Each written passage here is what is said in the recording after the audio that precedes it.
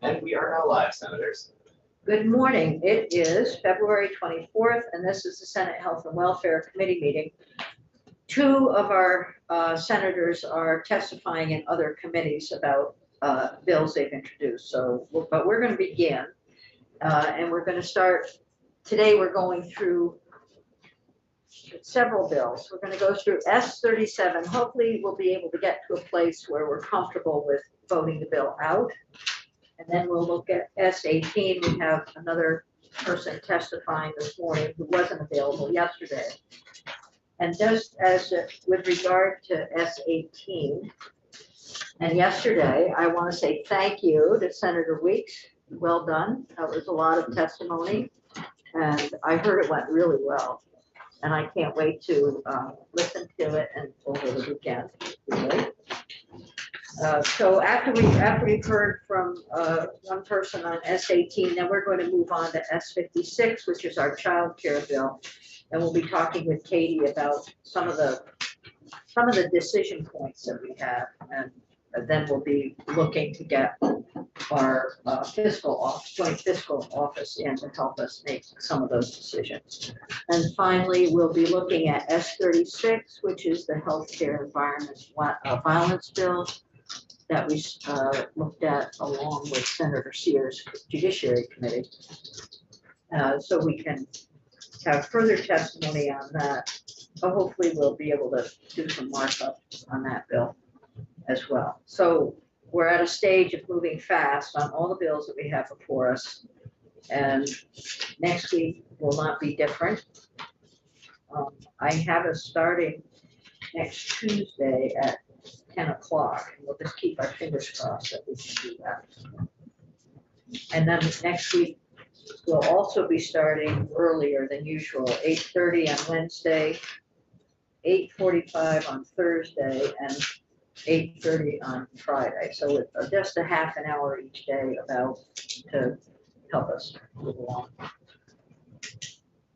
So that's it. So now we're going to move on to S37. And Jen and Amber.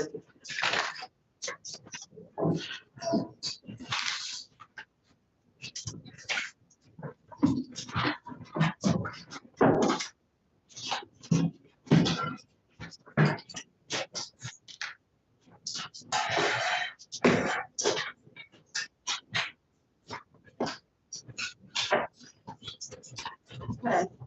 Good morning. Good morning. So is there, what do we have? Do we have tell us what we have. Please introduce yourself for the record and then let us know what you're bringing to us. For the record, Amber Navarjali, Legislative Counsel. And Jennifer Carvey, Legislative Counsel. So posted on your webpage today, you have two versions of the Senate Health and Welfare Strike All Amendment for S37. The first is draft 3.2. This is a markup version that shows you all of the changes that we've made based on committee discussion on Tuesday and Wednesday this week. Okay. Those changes, as usual, new language is bold and highlighted. So wait, so 3.2 is something we need to have printed out with someone, and what's the other copy? And then draft 3.3 is a clean, excuse me, a clean and edited version of 3.2. Okay. So you have a clean version to look at if you want to see sort of what the final product of 3.2 would look like. So printed copies of 3.2? Yeah, the marked up copy, Gotcha. Not the final copy. We don't need that yet. I mean, we might need it today, but we won't need it. Okay. Okay, so, and we have it on our webpage. Yes. So we'll go to that first. I did read what you had put in there, so. May I recommend?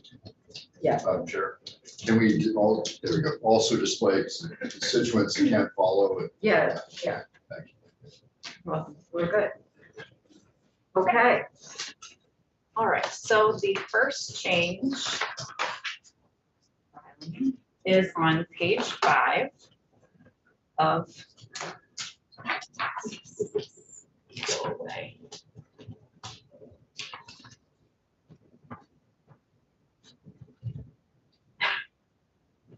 I don't want to.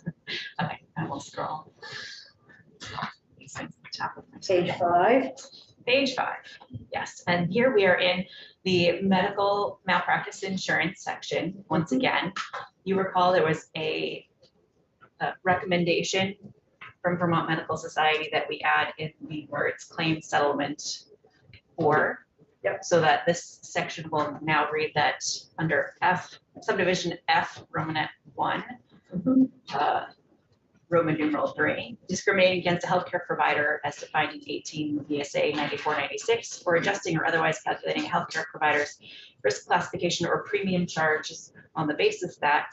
And then 3, abusive litigation against a provider concerning legally protected healthcare activity resulted in a claim, settlement, or judgment against the provider.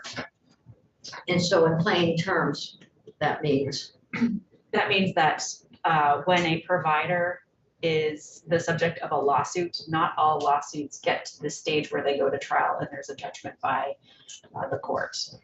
Or a jury. There are times when partway through the lawsuit, the parties decide that they are going to settle rather than go through the full expense of a trial. And so that's the settlement. And then claim just means that there's a claim assertion. asserted. That would- Anya, are you able to start? We're starting. So Okay. why don't you come in and Scott can let Alex know? Yeah. But I'd rather have you listen to this and then you can go down there when, We were just finishing up. keep chatting. as soon as Senator Hardy comes in, then we'll play musical chairs. And then there could be an instance where there's a claim against the provider, but for whatever reason, maybe the lawsuit is withdrawn before there's a settlement, but there is still some expense to the medical malpractice insurer as the initial parts of the lawsuit. Any other questions on that? Next change. Page 7. Page 7. Now we are in health insurance coverage specific to gender affirming healthcare services. This is the section where the committee requested that subdivision C around general accepted practice standards be removed. That also the prior authorization in subdivision A be removed, and then the commercial insurance plans complying with rules and guidance issued by DFR be removed. So this section would read, as it is in here, subsection B coverage, a health insurance plan shall provide coverage for gender affirming healthcare services that A, are medically necessary and clinically appropriate for the individual's diagnosis or health conditions, and B, are included in the state's essential health benefits benchmark plan. And down to 2, coverage provided pursuant to this section by Medicaid or any other public health care assistance program shall comply with all federal requirements imposed by the Centers for Medicare and Medicaid Services. And then the rest is what we have. Yes. And just by way of clarification, as I recall, the reason for taking those out was really because they were implied and not required to be explicit around prior authorization and requirement to issue, to comply with DFR rules and guidance. And then the generally accepted practice standards is really reflected in the medically necessary and clinically appropriate language. The next change is in section 4 on page 9, and this is concerning insurance and Medicaid coverage for abortion services. We kept in the previous language that the previous version had taken out, which is to say the coverage required by this section shall not be subject to any co-payment, deductible, co-insurance, or other cost-sharing requirement or additional charge except, and then in the first subdivision, we have the exceptions for high deductible health plans. So to the extent such coverage would disqualify a high deductible health plan from eligibility for a health savings account pursuant to 26 USC section 233, and then for coverage that's provided by Medicaid. So Medicaid would still be able to charge their $1 to $3 co-payments, but commercial insurance would be required to eliminate the cost sharing unless that elimination would prohibit someone from participating in a high deductible health plan with a health savings account. Would be helpful maybe to talk a little bit about what that means, the high deductible health plan and the HSA, HRA. Can you do that? And then, If you don't mind. no. High deductible health plans are, well, as I probably understand from the name, are plans that have a high deductible. There has to be a certain threshold amount of out-of-pocket spending by the patient beyond just paying their premiums before the insurance coverage kicks in. And to go along with that high deductible plan, a lot of employers will offer a health savings account, which is where pre-tax dollars can be put into a special bank account and withdrawn for qualified healthcare expenses. The idea of this health savings account and the pre-tax nature of it is all regulated by federal law. And as a result of that, they have limitations on what can be covered first dollar, what we can say, you don't have to meet your deductible before the coverage kicks in. And so we can't, as a state, we can't declare something, it has no cost sharing and have that still comply with the federal government's restrictions around what can not have cost sharing and still be eligible for the health savings account. Got it. Okay. Question? Well, I get it. I guess I'm not sure if this is the point to ask questions about intent, being that several strong supporters of the bill. Why paragraph C? Why do we need to make a special exception for if the deductions are $1, $2, $3? I mean, what? Well, that Medicaid is $1, $2, and $3, so Medicaid is excluded from that. Right. Yeah, so, What? I guess I just don't follow logic for why it needs, why copay and such cost sharing needs to be eliminated in any respect. Just well, suppose the copay was pretty exorbitant. Suppose it was a $500 copay for the abortion services. That might preclude someone from actually going ahead with a medical procedure the individual would like to have. that would be true of any medical procedure. But It is, but this one is one that is particular to reproductive health care. I understand. I understand. It's a value-based judgment. I just wanted to make sure I heard the logic. Yeah, that's it. I'm not sure if I'm missing something, but I think I'm at the right place. And I think that the senator, if I might, that because this is healthcare that is under fire nationally, part of the intent is to say in Vermont, we are not going to put barriers to accessing this particular type of healthcare because it is being denied by many other states. And therefore we are going to explicitly say we are going to remove as many barriers as possible. And I think you might recall that we heard from I believe it was Sarah Teachout that this actually will affect very, very few people because of the, thank you.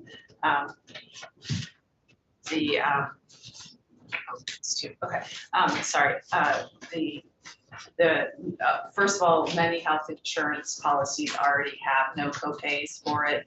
And because we have to exclude high deductible plans and all that, and because Medicaid has its own separate thing, it's a really small sort of slice that this would impact. Yeah. Are you giving us two versions? You're There's getting, S18. so you're getting S18. Oh, and you're you're getting getting Oh, S18. well, Okay, so let's keep going. Did you get one, Senator? Oh, I just put. Oh. Here's an S18, that's what was I was confused. Okay, thank you. Yes.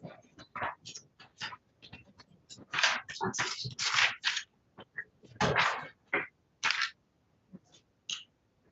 there any more questions on this section, or shall I move to the next? Move to the next. All right, the next change is on page 11, where we are moving into section 8.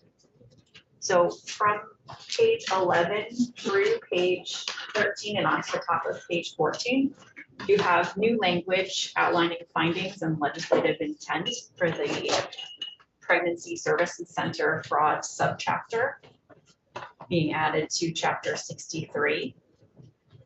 As a preface before we go through these, so these are findings and legislative intent based on information that was in the record so far for this bill, written testimony as well as in-person testimony. And so as you're reading this, just for those that are new to reviewing findings, keep in mind whether this complies or comports with your recollection of what's in the record and the basis for approving this section of the bill. So at the bottom of page 11, we are adding a new section 2491, findings, legislative intent, subsection A, findings. The General Assembly finds that 1, centers that seek to counsel clients against abortion, often referred to as crisis pregnancy centers or limited services pregnancy centers, have become common across the country, including in Vermont. Honest information about the services that a limited services pregnancy center performs, in addition to forthright acknowledgement of its limitations, is essential to enable pregnant individuals in this state to make informed decisions about their care. 2, although some limited services pregnancy centers openly acknowledge in their advertising on their websites and at their facilities that they neither provide abortions nor refer clients to other providers of abortion services, others provide confusing and misleading information to pregnant individuals contemplating abortion by leading those individuals to believe that their facilities offer abortion services and unbiased counseling. Many limited services pregnancy centers have promoted patently false or biased medical claims about abortion, pregnancy, contraception, and reproductive health care providers. 3, false and misleading advertising by centers that do not offer or refer clients for abortion is of special concern to the state because of the time-sensitive and constitutionally protected nature of the decision to terminate a pregnancy. When a pregnant individual is misled into believing that a center offers services that it does not in fact offer, or receives false or misleading information regarding healthcare options, the individual loses time crucial to the decision whether to terminate a pregnancy, and may lose the option to choose a particular method or to terminate a pregnancy at all. 4, telling the truth is how trained healthcare providers demonstrate respect for patients, foster trust, promote self-determination, and cultivate an environment where best practices in shared decision-making can flourish. Without veracity in information and communication, it is difficult for individuals to make informed, voluntary choices, essential in fulfilling autonomy-based obligations. 5, advertising strategies and educational information about healthcare options that lack transparency, use misleading or ambiguous terminology, misrepresent or obfuscate services provided, or provide factually inaccurate information are a form of manipulation that disrespects individuals, undermines trust, broadens health disparity, and can result in patient harm. Subsection B, intent. It is the intent of the General Assembly to ensure that the public is provided with accurate, factual information about the types of healthcare services that are available to pregnant individuals in this state. The General Assembly respects the constitutionally protected right of each individual to personal reproductive autonomy, which includes the right to receive clear, honest, and non-misleading information about the individual's options and to make informed voluntary choices after considering all relevant information. 2, the General Assembly respects the right of limited services pregnancy centers to counsel individuals against abortion, and nothing in this subchapter should be construed to regulate, limit, or curtail such advocacy. And then you'll see I have made some conforming changes to the section numbers. What was section 2491 will now be section 2492. And then going down to page, all the way down to 16. Again, a conforming change to the number of the section. So 2492 will become 2493. At the bottom of subsection A, this is the subsection on unfair and deceptive act. I have moved language that was previously down in a further section. Would you like me to pause before I get into this? Let's just go to the findings, and Yes. see if there are any What questions. page is that on? I think we're going back to the findings. We're going Go back to the findings. briefly, because it's a lot of new language and. That starts on page 11. Any questions there? I think we just want things to be transparent and advertising to be non-deceptive and fair. Go ahead. Is that really necessary? I mean, it's, these CPCs should understand that. If they don't do what they know they're supposed to do legally, they could be sued. I mean. But they're not, if they're not regulated in any way, or They're they're not not? in statute right now, what we're doing is we're putting in place something that will ensure that if they do something that is contrary to law, then they would be held accountable.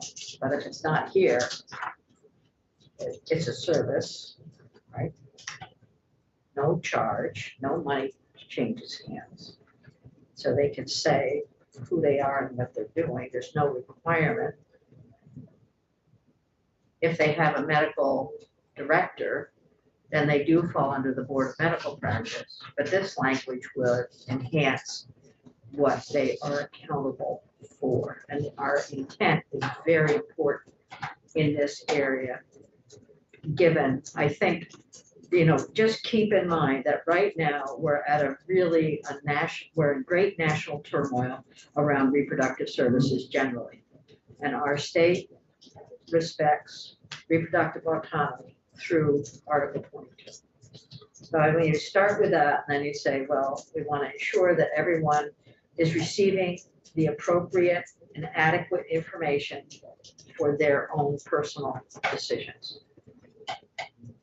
I mean, so that's why we're doing that. I think maybe you can enhance that. And that's an excellent explanation, but it's almost like we need to know the bill to regulate these. Yeah. Well, that might happen at some point. This is our first opportunity. This is our first opportunity. And maybe something like this could go into a footnote or it's just. I think it's more to footnote. But And I got a simple mind, I don't understand. no, the whole it's, process. no, they're very good questions that you're asking. There's nothing wrong with the questions. There are some experiences that we've heard about and that people have had that have been really deleterious to their lives. And we heard, we heard from one of our own senators about that when she was in a college student. It is difficult. I understand that. Go ahead, Senator. Thank you. I'm on the line 21 on page 11. The word honest, I'm wondering if that might be not What page are you on? 11, page 11, Okay. line 21. I'm wondering if accurate might be a better word. Honest seems a little, yeah, subjective. Yeah, that you might be deceptive. Yeah. And then I was wondering, one of the things that we had talked about was not just the delay in care that often this kind of pregnancy center might lead to, but also that if they are providing information that is inaccurate, it could cause harm for someone who wants to maintain a pregnancy, even like if there are some complications with that pregnancy, that they don't catch because they're not actual What medical line are you providers. I'm not on any line, I'm just, at this Oh. point, I'm just trying to figure out if there's a way to embed that in there, or if that's necessary even, because there's, you talk about,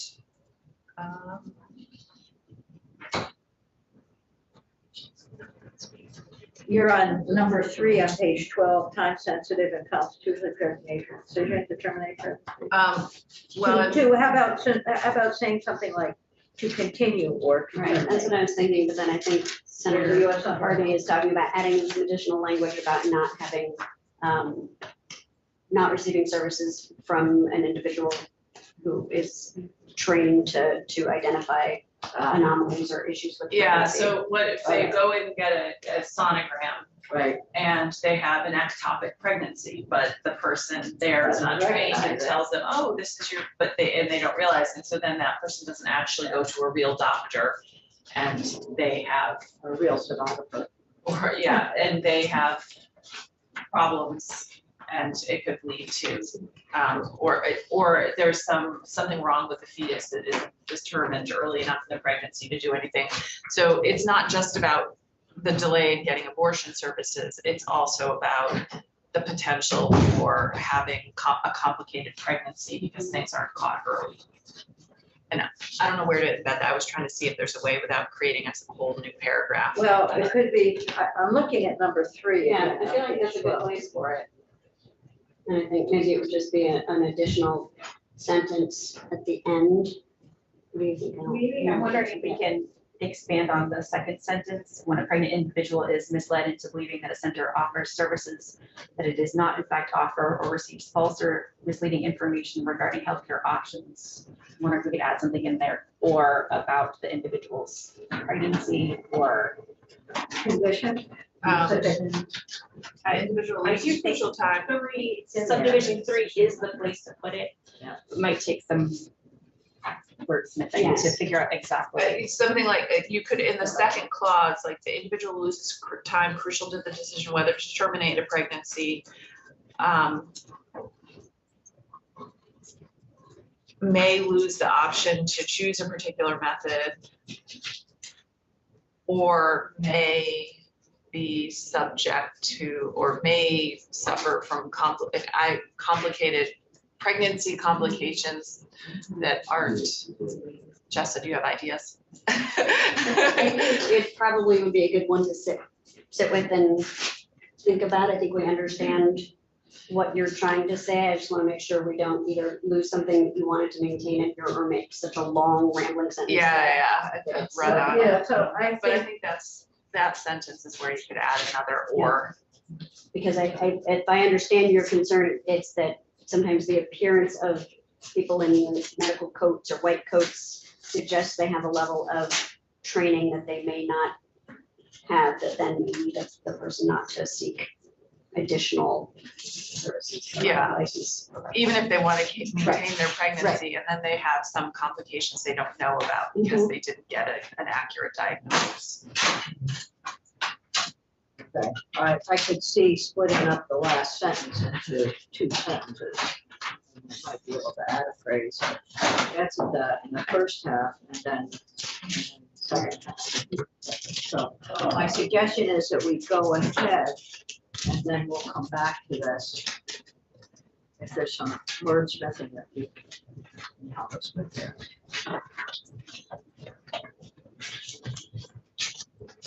We do have a witness waiting on Zoom for S18 briefly, so we can get through some of this.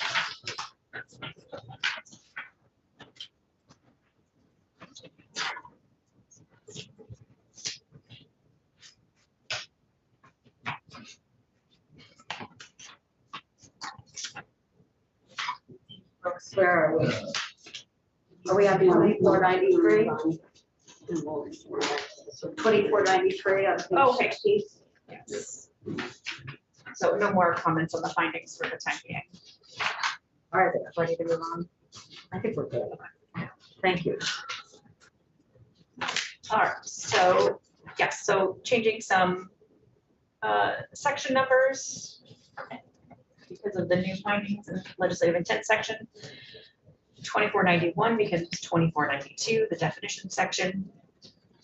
And then moving down onto page 16, 2492 becomes 2493. And then actually, I think I'm going to scroll down to a lower subsection and then explain the change in subsection A. So you'll see in subsection C, I've made a few changes here. First is to remove or state's attorney in this, as looking back on section 2453 of Title IX, the consumer protection and enforcement here, it really just references the Attorney General. So it's a little confusing to add in or state's attorney, even though they're mentioned elsewhere in Title IX. So we're recommending removing that, since it will be the Attorney General's office that is handling the enforcement for this piece. And then the sentence that is removed for purposes of this chapter, advertising or the provision of services by a limited services pregnancy center is an act in commerce. That is the sentence that I have moved up into subsection A, just because it looks like it fits a little, flows a little more with that section when we're talking about what is advertising, what is an unfair and deceptive act. And so for purposes of this chapter, advertising or the provision of services by a limited services pregnancy center is an act in commerce. So the language is the same, the location is just a little different. Is the act in commerce the phrase? It is. Okay, it sounds a little awkward to me. It does, but that is, that is Somebody somebody is, Bob should fix that. Just change the entire. Yes, it's throughout the Consumer Protection Act. And then the last sentence, the Attorney General or State's Attorney has the power to issue subpoenas in connection with an investigation conducted pursuant to this subchapter, taking a much closer dive into this chapter in Title IX. That language is not necessary because we already have language about rulemaking, conducting civil investigations, including getting documents and getting statements from witnesses already in this chapter 63. So it's sort of extraneous to put it in again, in a sense, so it's redundant. So I have removed it to avoid confusion. And those are the changes to that section.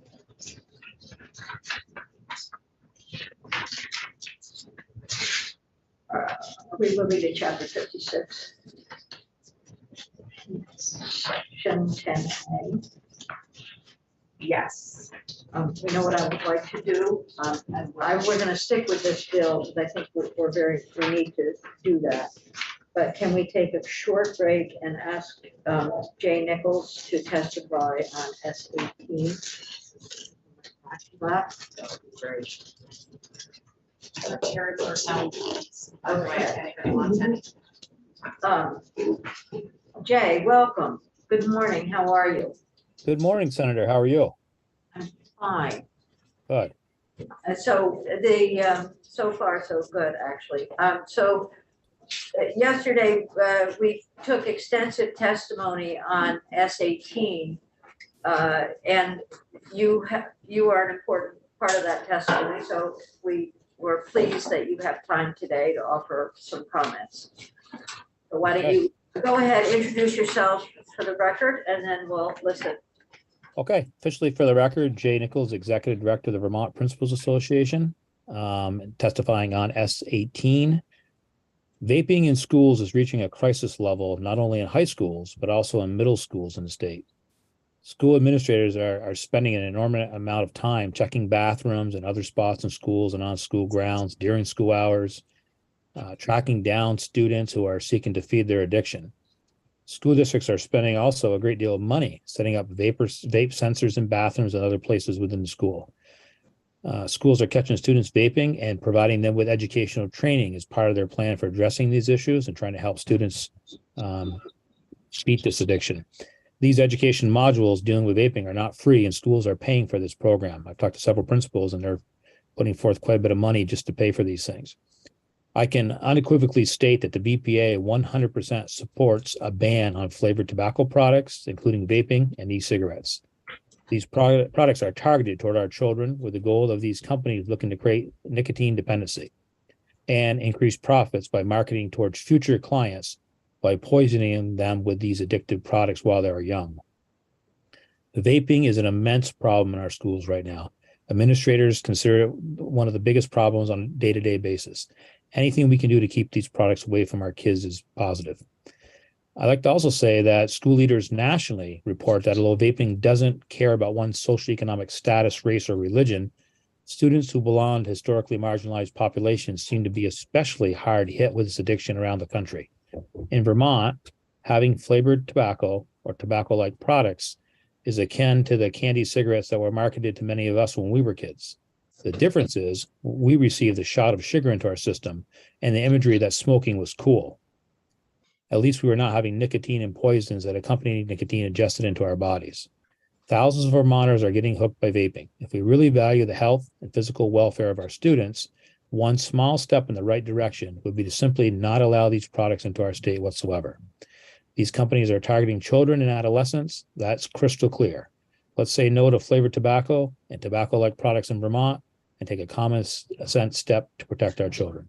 Those are my prepared remarks, and I'll take any questions, Senator. Thank you very much.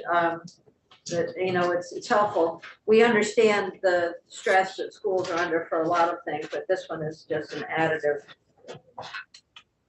Questions from the committee? Thank you, and thanks for your work. We very much appreciate it. I know how you're always looking upstream. Greatly appreciate that. One of my favorite words is upstream, Senator. Thanks for acknowledging that. And thank you for all you do as a committee and as senators for Vermont. We really appreciate your service. Okay, well, you're going to see a majority of this committee and the education committee every day, so. That's correct. Thank you very much. It's a special pleasure whenever I get to see you, Senator Lyons, as well. So. All right, take care. Bye now. All right. Terrific. So we're going to move back to S37, and just folks who know, if you're here for S56, we're going to try and get there. Okay. Does anyone want a cookie? Thank you, Rover Hardy. Commercial Terry energy. Corstone cookies, they're really, really good. Okay. Okay, we were in Page about 19. to start. I can't see page numbers on my Yes, screen. page About to start a review of section 10A on page 19. So the chapter heading, I had removed some of the, I had marked for deletion out of state licensure and registration language in the previous draft. Jen's recommendation was that I keep it in because there are other telehealth related sections and we just want to be clear what that section is about. That is the subchapter 1 that's being, that will be effective on July 1st, completely separate from this bill. Subchapter 2, this new subchapter about interstate compacts. I have made some changes both in subsection A on page 19 as well as in subsection B on page 20. You'll recall on Wednesday we had some testimony from Vermont Medical Society expressing that it might be clearer if we specify that this direction is about professional regulation, not about some of the other issues that we've talked about. In looking deeper into this language, it seems that using the term legally protected healthcare activity might be slightly too narrow in scope because that definition includes language about legally protected healthcare activity being when a Vermont provider who's in Vermont, who's providing telehealth to someone out of state. So it has this in-state component to it, but these compacts have providers going from state to state, and there may be instances where Vermont does not wish to discipline, for example, a provider who's a resident of Texas and is part of the compact through their Texas license is providing services in California or Alabama and faces discipline for the services they provide there. And they also happen to be licensed in Vermont. We don't want Vermont to have to act on that discipline, that's all out of state activity that really has no connection to Vermont. So this is why, rather than using the term legally protected healthcare activity, I've changed this to the provision of gender affirming healthcare services or reproductive healthcare services, as we have defined those in section 150 of Title I. Okay, so we went through that quite a bit. Yes. Yeah. So, and I'm gonna suggest that we move as expeditiously as possible after Senator Weeks' question. Thank you. Just one question, back on page 19, line 17. Just the short phrase, "a failure on the part of the state," I find that one segment a little backward looking and quite derogatory, and frankly, the sentence can survive without those 5 words. I just don't see what the need is there. The bill has excellent focus. It's well written. I just don't think that we need to stab ourselves in the eye all the time. It just doesn't seem appropriate. So a reason for kind of. This is another state. I believe it's a failure of another state to provide these care, yeah. Right, it flows from the lead-in languages, finds that a state's prohibition of or limitation on providing these services prohibits healthcare providers from following healthcare best practices and is a failure on the part of the state to provide healthcare services that are medically necessary and clinically appropriate for its residents. I think it's still a policy question of whether you want to include it, but that was the. I get the first part of the sentence. Is that bit about the failure of, every state has the right to, decide. I just think it's derogatory. It's not necessary. Anyway, that's just an opinion. You can pass the next section. I think it's necessary. Well, a failure to provide medically necessary and clinically appropriate, I think it could, I think we should, I'm fine with leaving it in. I think if you put another state in there, I'm probably, would be a good suggestion, but just to be clear, offer clarity. But We do use, when we are referring to Vermont, we do use the state with capital S. Oh, So okay. this is clear that we're talking about So any take state, out- leave- whether it's Vermont forget or my not, suggestion. any state, Vermont or otherwise. I think this is, yeah. I'll let it pass. Observation. Well, might come up in the house, you don't know. Okay, so see what we can accomplish, so we can at least look at 56 for a brief period of time. I will quickly go through the new language in subsection B. On page 20, Vermont's representative or delegate for an interstate compact or agreement related to healthcare shall seek an amendment or exception to the compact or agreement language, rules, or bylaws as necessary, so that if a licensee is disciplined by another state solely for providing or assisting in the provision of gender affirming healthcare services or reproductive healthcare services that would be legal and meet professional standards of care if provided in Vermont, the compact or agreement does not require that Vermont take professional disciplinary action against the licensee.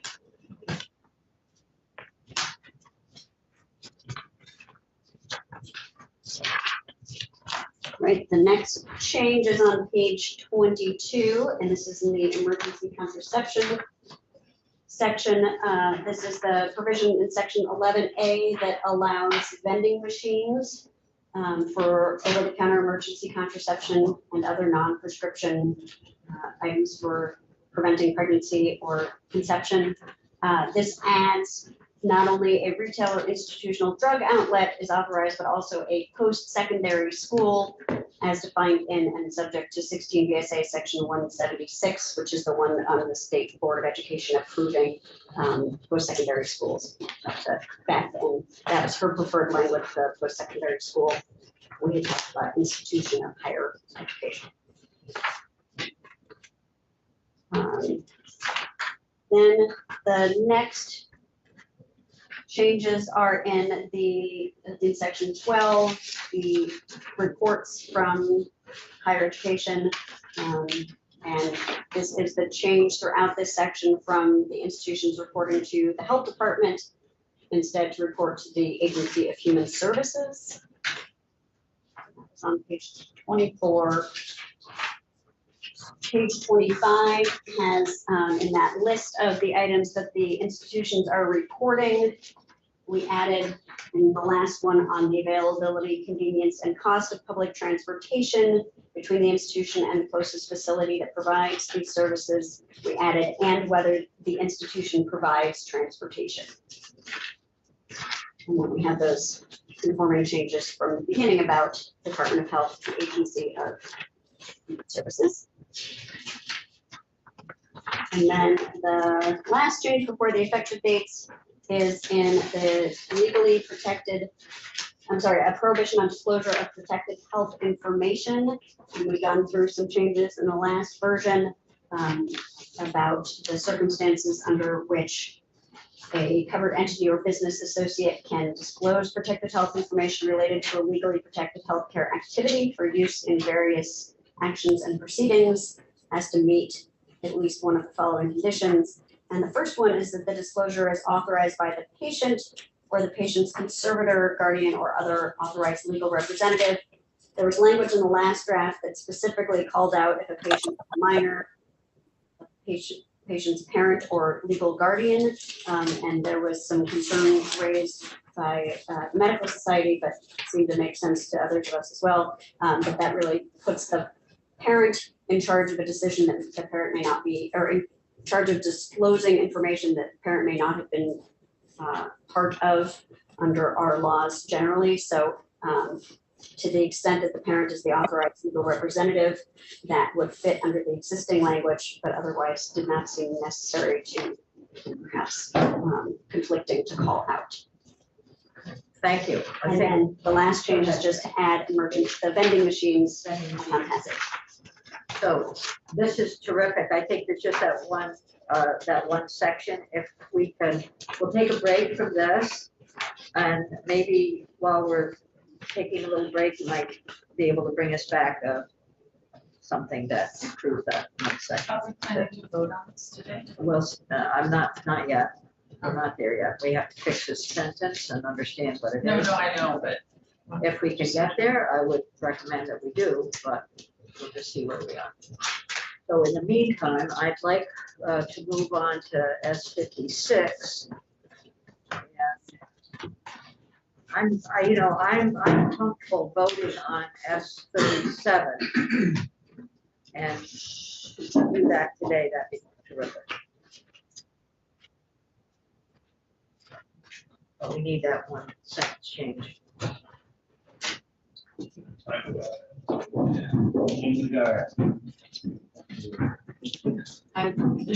Welcome. Me or no one? You, me. Unless no one would like to sit there. Yeah.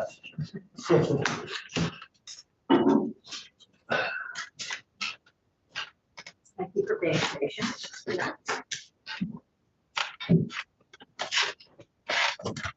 So we're on to S56, which is the child care bill. And what page were we on? We were going through the child care section on the bill. And what I'm going to suggest is that we continue to do that at the highest level, but I've been marking the places where we have some decision points, particularly around cost. Okay. So, and we can make those decisions in here with some guidance from our joint fiscal office, and we'll bring them in next week to do that. But in the meantime, we also have other decisions in here that we want to flag. So if you can help us do that, that'd be great. Okay. So Kate Flynn, Office of Legislative Counsel. I think we're on page 7. Assembly section 7. We're talking about the non-citizen child care assistance program. This language is. So let's see, non-citizen, right? We did do that. We already covered it. Yeah, Okay. I think so. Okay. Yeah, and we went over.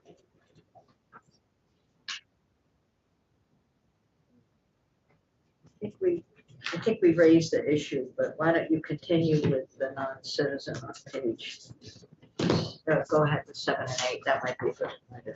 Okay, so the non-citizenship childcare program is designed to mirror the benefits and the eligibility that is in the Child Care Financial Assistance Program. It would be a separate program. It would be funded out of the general fund as currently drafted. And it's meant, And a separate fund would be a fund constructed of general fund dollars. We'll get to that when we get to, yes, I mean, this doesn't create a special fund or create any special funding source. It would just have to be out of state dollars. And then in section 8, you're asking the Department for Children and Families to provide information on the estimated fiscal year 25 costs of providing coverage to Vermont residents who have a citizenship status for which CCFAP participation is not available. Beginning on July 1, 2024, as part of the department's FY25 budget presentation. So this language tracks the language that you put in place for the Dr. Dinosaur Life coverage. So it's the same estimate so language. behind you are Miranda Gray and Katerina Lysias. And if you folks have something to say, just raise your hand and we'll try to make this iterative with you as we go through. And Katerina has her hand up. Thank you for explaining how this can best work in the virtual and live setting, Chair. When we were looking at the text of this bill, we wanted to just get clarification of the committee's intent or the sponsor's intent for section 7.2 around the records. Is this program going to be, is it envisioned to be sort of a side-by-side with our traditional CCFAP program? Which program? The non-citizen. Yes. And so we might seek some clarification in the section 2 to ensure that this language actually doesn't inadvertently impact our CCFAP program as well. But we need clarification to see if the record keeping is only for the participants in the non-citizen. Is that accurate? Yes, this Okay.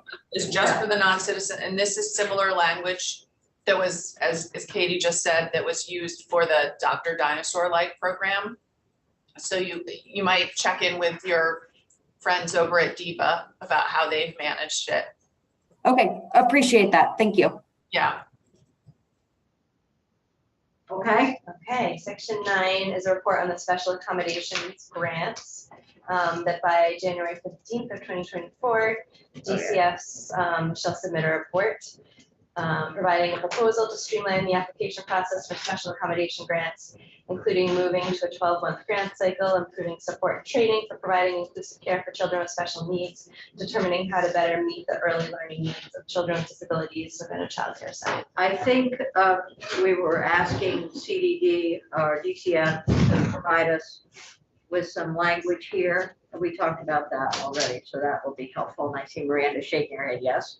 Well, that's great. Okay, good. Yes, sir. Can I go backwards just one step? Sure. So to the last section, non-citizen childcare. Can I just ask for an explanation of the intent of providing childcare for non-US citizens? As an internationalist, I spent a great deal of time overseas and never expected any host country to provide emoluments or benefits, which I didn't take care of personally. And I'm just curious, I need to understand where this originated and what the logic is. Just take a few Yeah, that's a minutes. good question. And I think what you're seeing is some consistency with the way we have been responding to our refugees in the state and those particular who have not achieved citizenship. So this is part of the state of Vermont. This is how we provide for people when they come into the state. So it is, again, it's a decision that we've been making right along. It hasn't broken the bank yet. In addition, there are particularly, for example, in my community, there are farm workers who may not have documentation that provides them with eligibility for some of our programs. And so 2 years ago, we created a program that would allow pregnant women and children to get access to our Dr. Dinosaur program, which is our children's health program. And this is similar. So these families don't have access to childcare and they can't qualify for CCFAP because they don't have citizenship documentation or green cards in a way that would allow them access to a federally funded program. So this creates a sort of a state program that mirrors the CCFAP program, which is partially federally funded, and enables them to get childcare so that their parents can work, basically. Because right now they're not able to get childcare and pay for it, and they can't afford it, and then they can't qualify for the programs. So it's a very small number of people. It's not actually super expensive, but it's really meaningful for the people who have access to it. It is right now, but do we have any idea of right now what the cost is going to be? That's a question that we are asking of our Department of Children and Families, and I see Katarina, you're shaking your head. Do you or Miranda want to comment at this point? I think what a lot of finding the number of kids is challenging, right? Because this is a population that typically isn't recorded for all of the reasons raised by the committee. We are working with information from the UVM group that works with families who are migrant workers or don't have documentation to figure out that calculation. But we're in the process of doing that, and we'll share it with the committee when we have an estimate. Can it be extrapolated from Dr. Dinosaur? It's not- Possibly, possibly extrapolated from other programs, but there might be additional, you might have seen additional folks who are eligible for both programs, so. And part of the way this language works is that the delayed effective date for this program is gives the department time to get that information and then come back to us next year and say this is how much money we're in. That's what we did with the Dr. Dinosaur program, and I think it was actually less money than we anticipated. Yeah, it was. So this will help, and so it won't be in this year's budget, it'll be in the 2025 budget. So go ahead. It just seems fair if we're gonna look at the cost of this program, that we also need to look at the economic benefits and the economic input that these families have in our economy. It would only be fair to sort of see both sides. Yeah, I think you're right. I think that's pretty basic to doing this so that folks can work and ultimately support the programs that we have in the state and gain citizenship. Are we talking about people that are here with a green card or anybody that's here? Whether they do not have green cards, Okay. they may not have green cards. Yes. Yes, ma'am. Yes. So I understand refugee status is a very unique subset of non-citizen residents. Really have trouble with rewarding those that don't use the legal immigration system and then still gain benefit. I just want to go on record. I like this bill, but I don't like that section. Got it. Anyway, okay. We got it. Okay. I understand. And there are groups of people who fall into the category that you're concerned about, and then others who are really struggling with gaining citizenship or recognition that they should be here. So we've heard from folks and from coming in from other countries who are, they can't go back because of what will happen to them. And then there are some who are contributing to the economic vitality of our farms or other businesses. Oh, yeah, it's a rock and a hard place. But I do believe we're trying to, there's a problem to fix, but we're not fixing that problem. We're band-aiding around the Yeah, we are. margins. I just don't think it's the right approach. Well, you bring us So, something that will the- help. The immigration problem is a federal problem that we unfortunately can't fix. So we're trying to take care of people who are here in Vermont, contributing to our communities and trying to raise families in our communities and are, in my district, integral part of our economy and our culture and community in Vermont.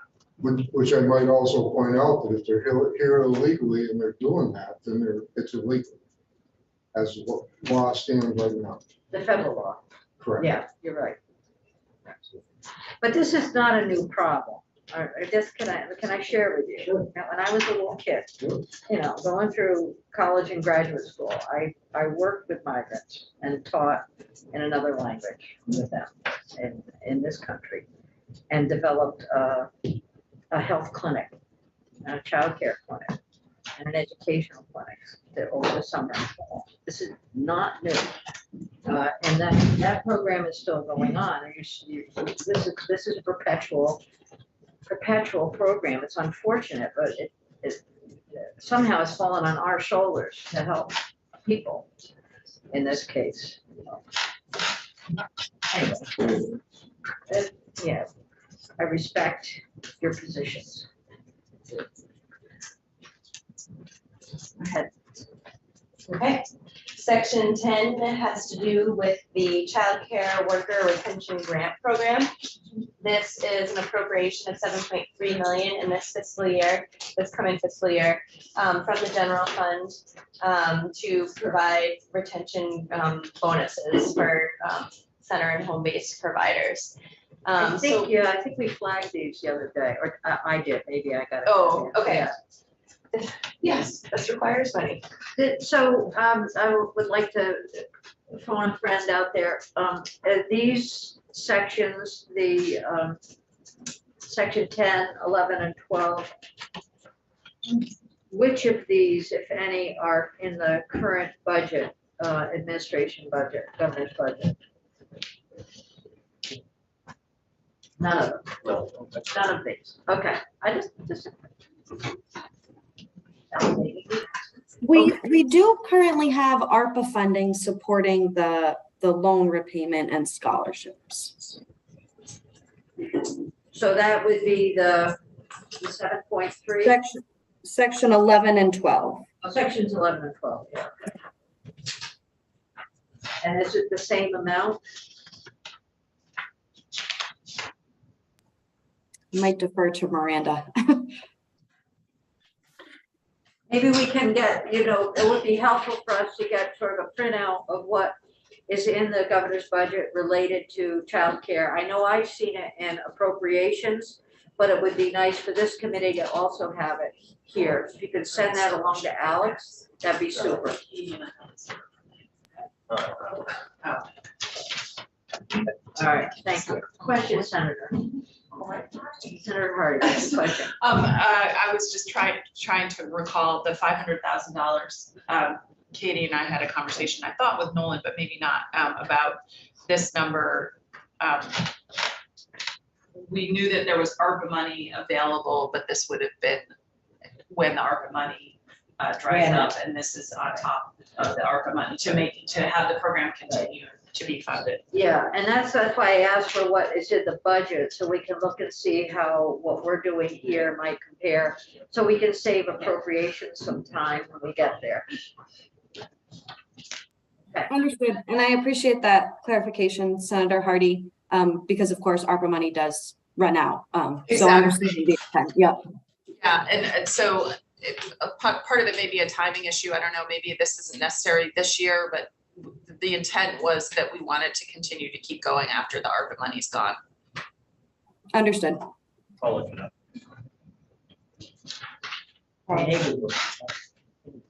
Section 11, Act 45 of 2021.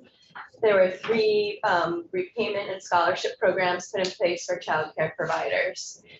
2 of those were set to be repealed on July 1, 2026. And this repeals the repeal of the sunset. So basically, one of the programs won't sunset. It will be an ongoing program, and that's the scholarships for prospective early childhood providers. And then in section 12, this is the language that we just had the back and forth about. This is $500,000 this coming fiscal year that's appropriated in addition to the base funding for the purpose of funding scholarships for current early childhood providers pursuant to Act 45 that set that program in place. Okay, so additional money for that program. Top of page 11 is Building Bright Futures Technical Assistance. The Agency of Education and DCF are to consult with and receive technical assistance from Building Bright Futures for the purpose of implementing the provisions of this act, including establishing the public pre-kindergarten education program, reorganizing DCF, and implementing changes to CCFAP and the non-citizen child care financial assistance program. But I guess this is tough because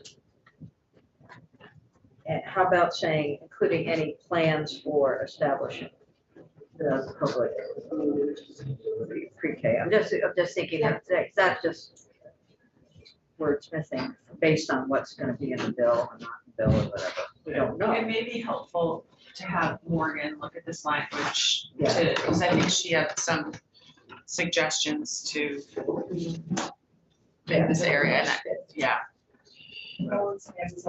She's already commented. And Yes. the record, no one will took this office. I also asked Morgan to, let me know or let you know if they need a resource to do this. I don't know what their capacity is. I think she said that. I'm trying to remember. She said there was 6 things in the original bill that they had been doing and they were concerned about resources. Now there's 3 things with the pre-K out. So again, I'll let them articulate, but I just want to put a pin in it that they may need some resources to do all the things we're asking to do. They may not. I'll let them. Let them. Okay. You want to reach out to her, just send her that a note? Do you mind sending notes about money? I already did. Resources, you already I already did. We're good then. Okay. Good. And for those of you who are here for S36, we're going to be just 2 more minutes. We're behind, which is not unusual, but which is unusual actually here. Okay, so that is the end of the part on childcare. Should we keep moving? Let's go to the 50,000 foot level. Okay, so this next part of the bill is the property tax exemption for property that's used by a childcare provider. If the committee wants a deeper dive on this, then just me reading the words, I would suggest scheduling Abby Shepherd, who is our tax attorney, to come in and walk you through the impacts of this We'll do language. that. Okay. This costs money, by the way. Yes. I've got a little dollar sign there. Jim. Nice.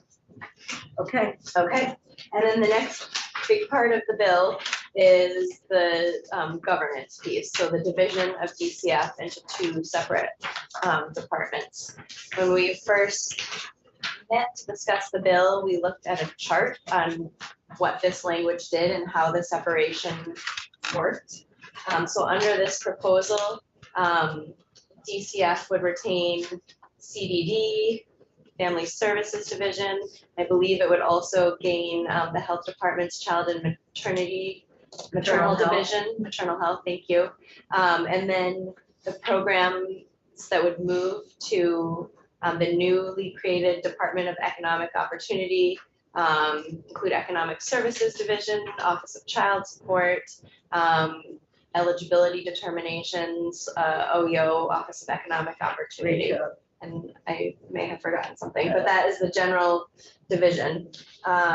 So the first few sections in this part of the bill are specific, talking about how the division occurs, and it talks about how each new division is structured.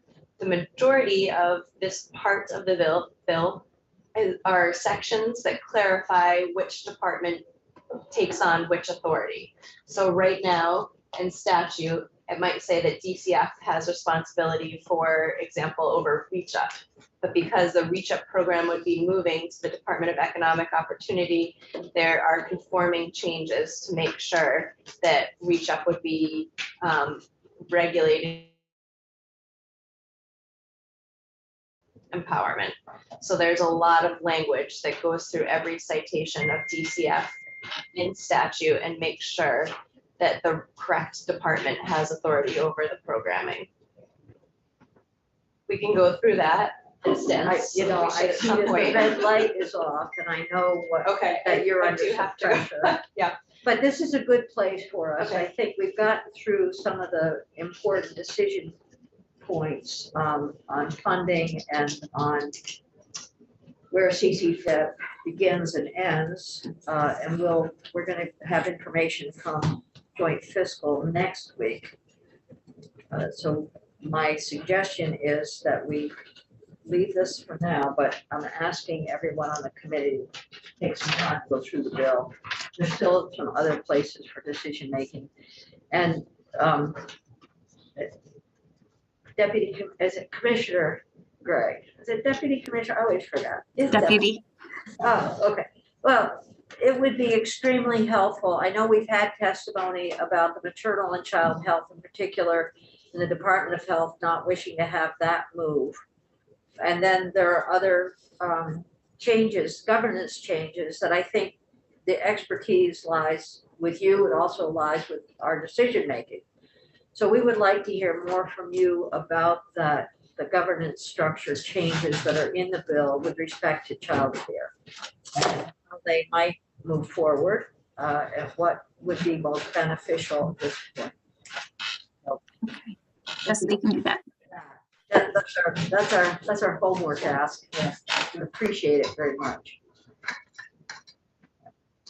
Okay, is that something you can do for us within the next couple of days? You know, to like, I don't know where we are. Next week, we have this bill scheduled. We have it scheduled on Tuesday, and I'm afraid that might not be sufficient time for you to bring anything back to us. I can see that, and I understand that, but then we'll also have it on Wednesday. So that might be better, and Thursday, so there's time to get your feedback on those sections. So the committee is aware, we are looking at a cost analysis, so we're putting the components together. So later in the week would be helpful for that testimony. Okay, but we'll make sure that if you don't mind reaching out to Alex, and we'll make sure that we have your information and we can look at it together. Thank you. Yep, I will do that. All right, great, thank you. Thanks for being here this morning. Okay, thank you. You're welcome. We'll see you Tuesday.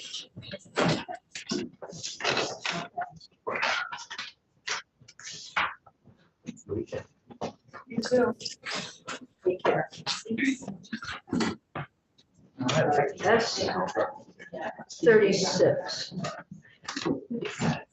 You're not on our schedule, but are you interested in testifying on S36? Well, I was told by my scheduler to be here, so That's good. I'm happy to do it. Okay, I've already testified about it in other committees. yes. We received we have in front of us the bill as it passed out of judiciary. Okay, So I don't know if your comments have been taken into consideration in the amendment from judiciary. But we can certainly, we'll be having the dialogue around the room ultimately. What are we doing now, Madam Chair? S36, which is on our schedule. And this is the healthcare violence bill that we heard testimony about early on, and then that bill was marked up and changed in judiciary. I don't have anyone from judiciary coming in at this time. The person who would be coming in is home with COVID, so just look at the memo that Senator Sears sent to us, and he asked that we consider three things in the bill. He asked that we consider disorderly conduct and that definition. The new section 2, which is HIPAA, disclosure of patient information, and then de-escalation practices in hospitals. My sensitivity goes toward what happens when the patient is violent and how do we deal with that. So we'll be listening to people and figuring out what, if anything, we can do to improve the bill as it goes forward. So today we have Mike Fisher, who's here. I think you're up on the schedule, Mike, but thanks for being here.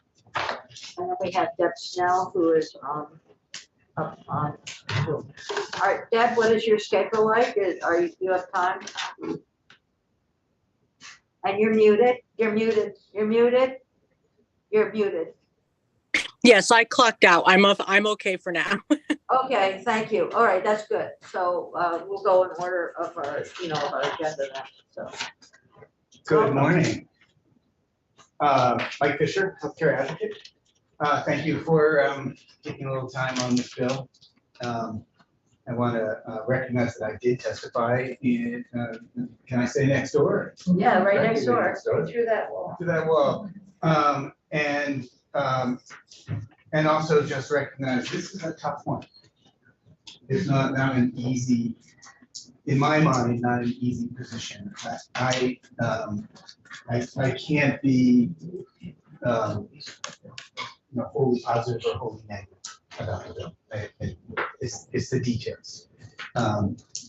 Though I will say, and I want to start with a recognition that the folks who came to the joint testimony, the joint hearing, and the healthcare providers who have experienced trauma, it's real. And I'm not just sort of throwing a bone here before I criticize parts of the bill.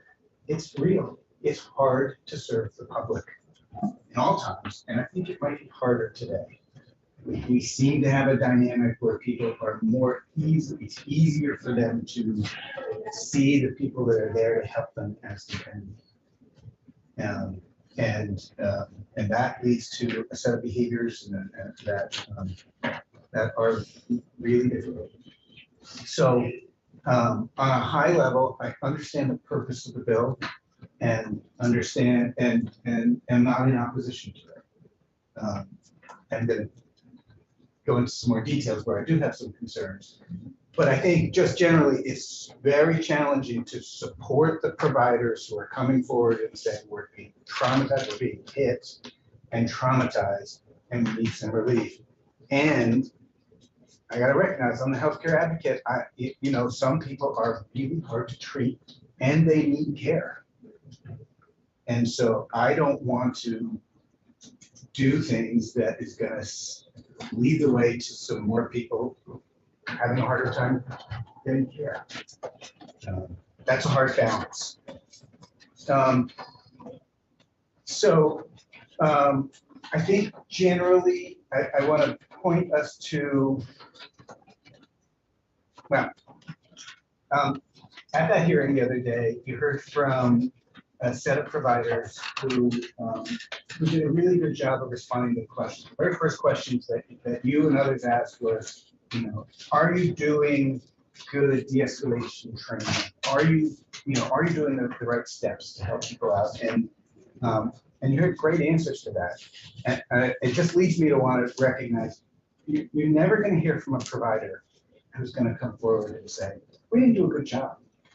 We didn't provide the right de-escalation techniques. We didn't treat this person exactly fairly. We were overstaffed. You're never going to hear that story. And yet No, it happens. And this is, I think I'm intending this to be a comment on the structure, not on any individual. We know that people are overworked. We know that they are struggling to meet the needs of many patients in the community. And we know that that leads sometimes to people not being treated fairly. So I want to tell a story that I got permission to tell earlier, that I just heard the other day. So a person who had experienced sexual trauma in a healthcare facility had clearly told their provider that, and had clearly documented that in the chart and said, hey, it's really hard for me to disrobe and put on a gown. I'm told that it was in the chart. And so they were at a healthcare facility, they were at an ED, and the nurse was saying, you gotta disrobe, you gotta put on the gown, it's the rule, you gotta do it. And the person said, no. And the nurse said, do you want to do this the easy way or the hard way? And the patient punched the nurse in the nose. Now let me pause and say, no one ever should be punched in the nose, no defense for that in any circumstance. But I tell the story to recognize it's not always so simple. And there are events that take place. I would argue largely because of overwork and staffing problems, sort of bigger structural problems, and maybe training too, in that case. But I want us to entertain that when people feel a loss of control, a fear for their safety or the safety of their loved ones, or like they're not being heard or attended to, more people are will act out. And I think that those dynamics do happen, particularly in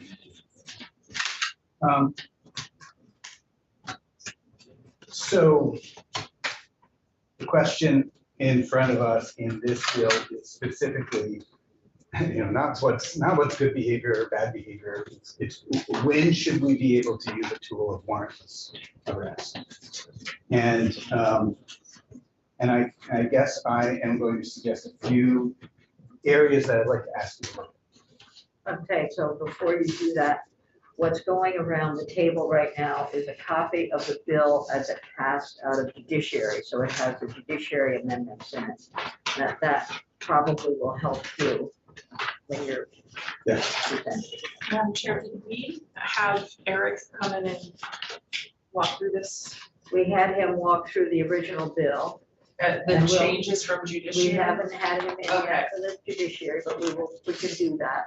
Right now, we'll hear from Mike, and we'll hear from others, and then we'll go through as we consider Mike. Yeah. Yeah, I'm just wondering what they changed. I think that, well. Go ahead. I can comment on that because that's part of what I want to mention. So my first comment is the definition of healthcare facility. It's a very broad definition. I think that the committee next door and in the joint hearing heard particularly from hospitals, particularly from EDs and hospitals and first responders. And I know that you'll hear from other healthcare facilities that say, wait a minute, we shouldn't be punched either. And I agree. Shouldn't experience that either. But I think there's a particular dynamic that happens in EDs and first responders for that matter. That's different. They gotta treat. So, and just for you to understand that the three areas that we're concerned about is the protection of healthcare information, the de-escalation work that might happen in hospitals. Yes. And then a third one, which was asked for, Oh, definition of disorderly conduct. Yeah, That's difficult. and I am gonna get to those. I'm adding one to the list of what I would ask. Yeah, no, please do. Consider, and that is the definition of That's all, I want you to do that. healthcare facility. If we want this tool to be usable in a long-term care facility or in a designated agency or a mental health facility, or I don't know where else. Well, I think I'm gonna set first responders and EDs aside. Because they can't say you can't come back. They can't say you have a no trespass order. You can't, they gotta serve people. And I think that makes them a different dynamic. If you want this to apply to those other types of facilities, I think there's a whole host of things that need to be considered. And I'm gonna say again, I think this bill particularly is focused on those places that are protected by EMTALA. I don't know if first responders are protected by EMTALA. I guess I don't know the answer to that, the requirements to treat, but I know that they have that same dynamic. They gotta show up, they gotta respond, they gotta deal with the person and But as the bill is right now, healthcare facility includes all of those things you just added, or listed. Yes. Yeah, we heard that. I have no objection or concern about the use of a warrantless arrest for assault or criminal threatening. I do have some concern about the disorderly conduct detail. And I'll just recognize that in the bill, the disorderly conduct, puts it in the context, disorderly conduct that interfered with the provision of medically necessary healthcare services in a healthcare facility. And I'll just note that it's a little difficult to continue a conversation that bridges committees, but in the other committee, there was discussion about behaviors that people do that interfere with other people's care, including, for instance, incessantly pushing a call button. There's a lot of behaviors that might interfere with other people's care. What line are we on? Sorry. Page 2, number 20. Section 20. Thank you. That I think that I don't support, and I'm not going to defend in any way, but doesn't rise to the level of leading to a warrantless arrest. But more particularly, the definition of disorderly conduct includes 5 different sections. A person is guilty of disorderly conduct if he or she with intent to cause public inconvenience or annoyance or recklessly creates a risk thereof. And number 1 in that list is engages in fighting or violent, tumultuous, or threatening behavior. Okay, I'm not gonna make a fuss about that. I have a little question about the word tumultuous. Wonder when that was written.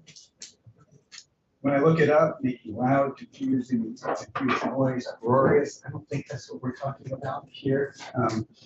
But I'm not going to quibble with number 1. Number 2 makes unreasonable noise. I am going to quibble with that one.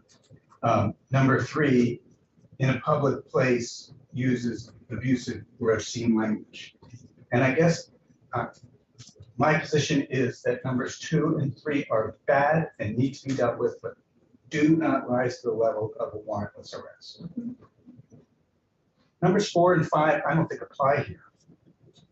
Without lawful authority, disturbs a lawful assembly or meeting of persons, or 5, conducts vehicular or obstructs, vehicular or pedestrian traffic.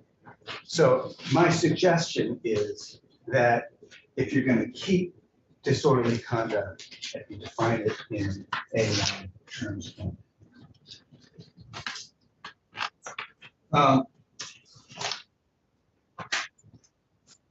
You have this in writing for I us? don't, but I'd be happy to read it. I That would knew be you- good. I You knew knew were I gonna was say gonna that. say that, right? Thank you. No, I'm scratching it I out. mean, as I'm- well, we're picking it up, but it would be really helpful to have it Yeah, on our webpage for reference. So, two more points. I know I've been in the seat for a little while, but two more points. The amendment from next door about health information. And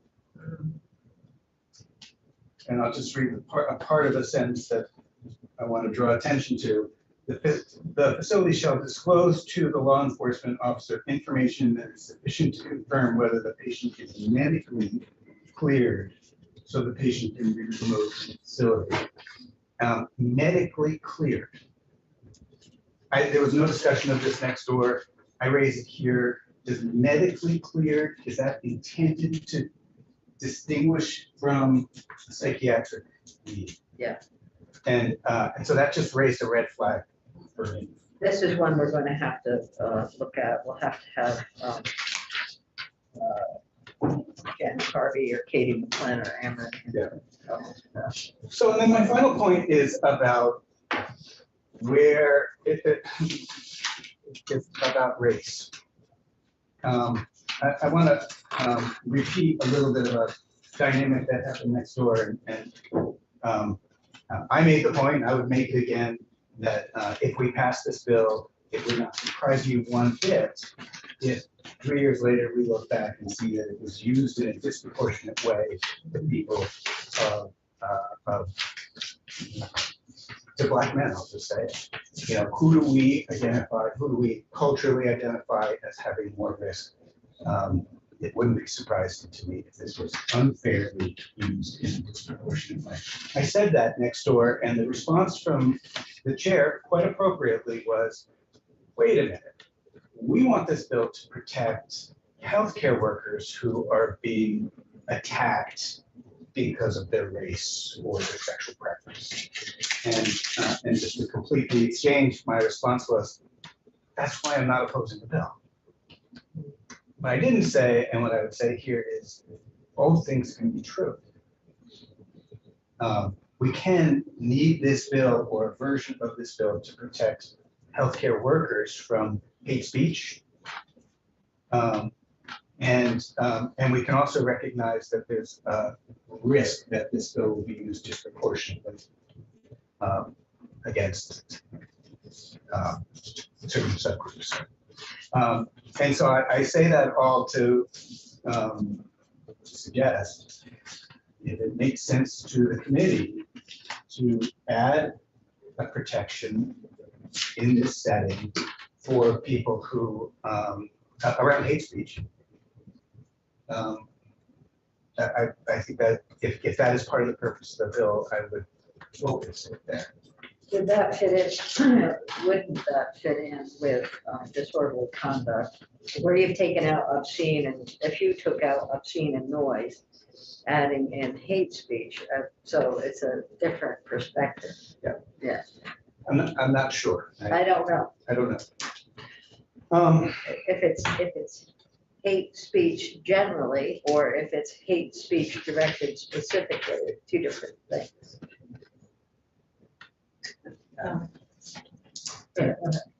I maybe Mike isn't the right person to ask this, maybe it's Eric, but I'm wondering what the intent of section 2 is. Like, what is this problem? What is the problem it's We'll trying to ask get at? Eric. I think Eric is the right You one can to ask. comment if you like it. So, I can, Devin Green, Vermont Association of Hospitals. Please, yeah, go ahead. Systems. Okay. So I think one of the things law enforcement testified about was they find it difficult, they find this dynamic difficult because HIPAA doesn't allow us to let them know when someone's been discharged from the hospital or medically cleared. So they are worried when they take someone out of the hospital that they still need medical care. And by putting this in, this would give an exemption that would require them to let law enforcement know that they've been medically cleared or discharged so that they can take them out without worrying that they need continued medical care. And is medically cleared a term of art in the I was just looking to see, I think it's in EMTALA, but I will check if the definition's there. Okay, 'cause maybe. Yeah, I'm looking at, definition Deb might Snell be- is shaking her head, and she may offer a comment on this section as well. Okay. Okay. This is a section we do want to look at. Go ahead.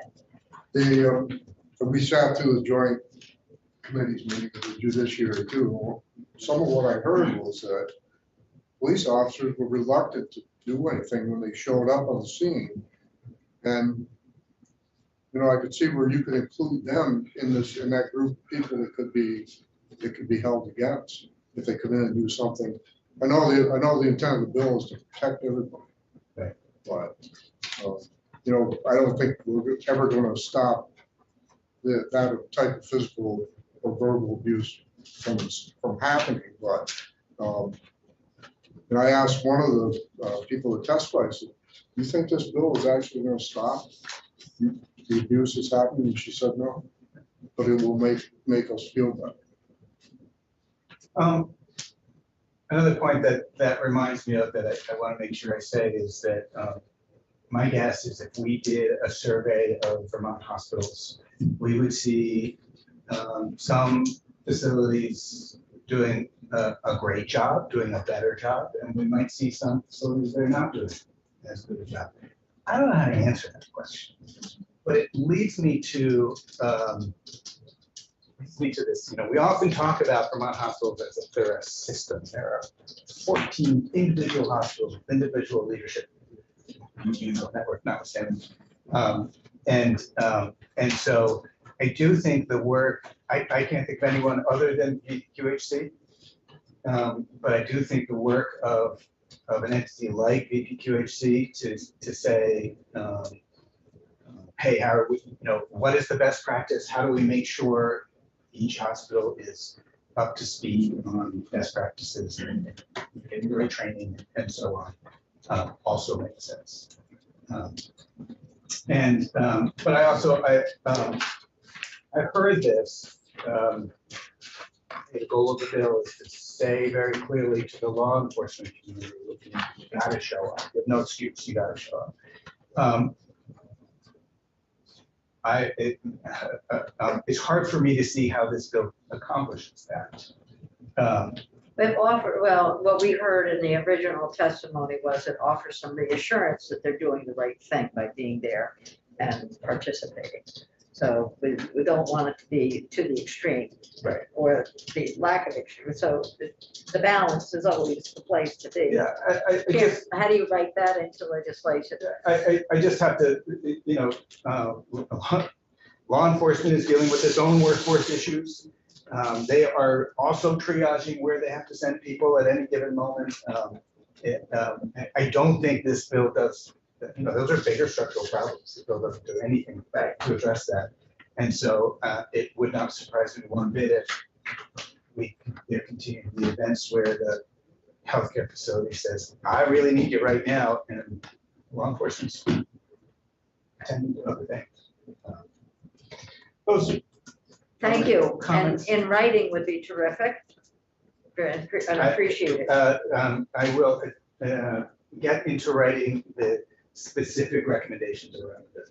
I think Thank you. all of my back speech I could let go. Well, we're going to move Deb Snell into the witness chair, and is Eric Fitzpatrick going to be He's available? gonna appear at 10:45. Okay, all right, so we just, so Deb, do you have anything in writing for us? And if not, can you after your testimony? Yes, I will. Testimony, or when I get home tonight, I should say. Okay, thank you, and thanks for being here. Oh, So, absolutely. and we welcome your testimony on the bill as it came to us from judiciary. Okay. You've heard, and just one comment, you've heard the questions in particular regarding the HIPAA disclosure and how that all is handled, and if you have specific comments there, that would be great. Go ahead. No, it is interesting, the HIPAA comments, just because a lot of times when we get a prisoner into the hospital as a patient, the security is with them like 24/7 unless the patient is intubated and unable to move or potentially act out. So they're always aware on their side. I mean, they're in the room when we're talking about the patient's care and everything. So they're fully aware. So it's interesting that the police department feels that they can't get that kind of information, because when they actually, enter the penal system, they're all aware of it. So,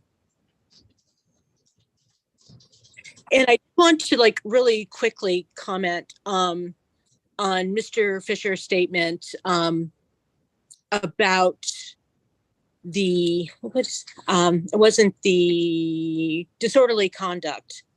And he said he felt that the swearing and screaming didn't really rise to the level. I do feel that there are circumstances where it may, especially if it's impeding care of other patients, which often happens. I don't think in general that it is something that would be something to call the authorities for or should be arrested for, but there are absolutely times when a patient is screaming, swearing, threatening, and we've had other patients be hurt, physically hurt, or leave the emergency department waiting room because of the yelling and screaming and uncomfortableness that they do not feel safe. So there are other ways that could potentially be an issue.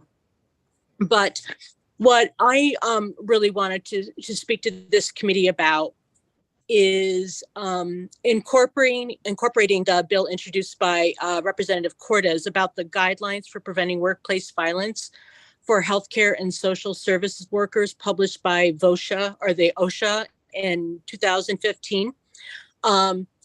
This will hold our hospitals and healthcare, registration code AMP3, registration code AMP3. So that right there is a violent situation. When you hear a code 8 called in the hospital, which I hear 4 or 5 times a day on a 12-hour shift, that's a violent situation happening in our hospital right now.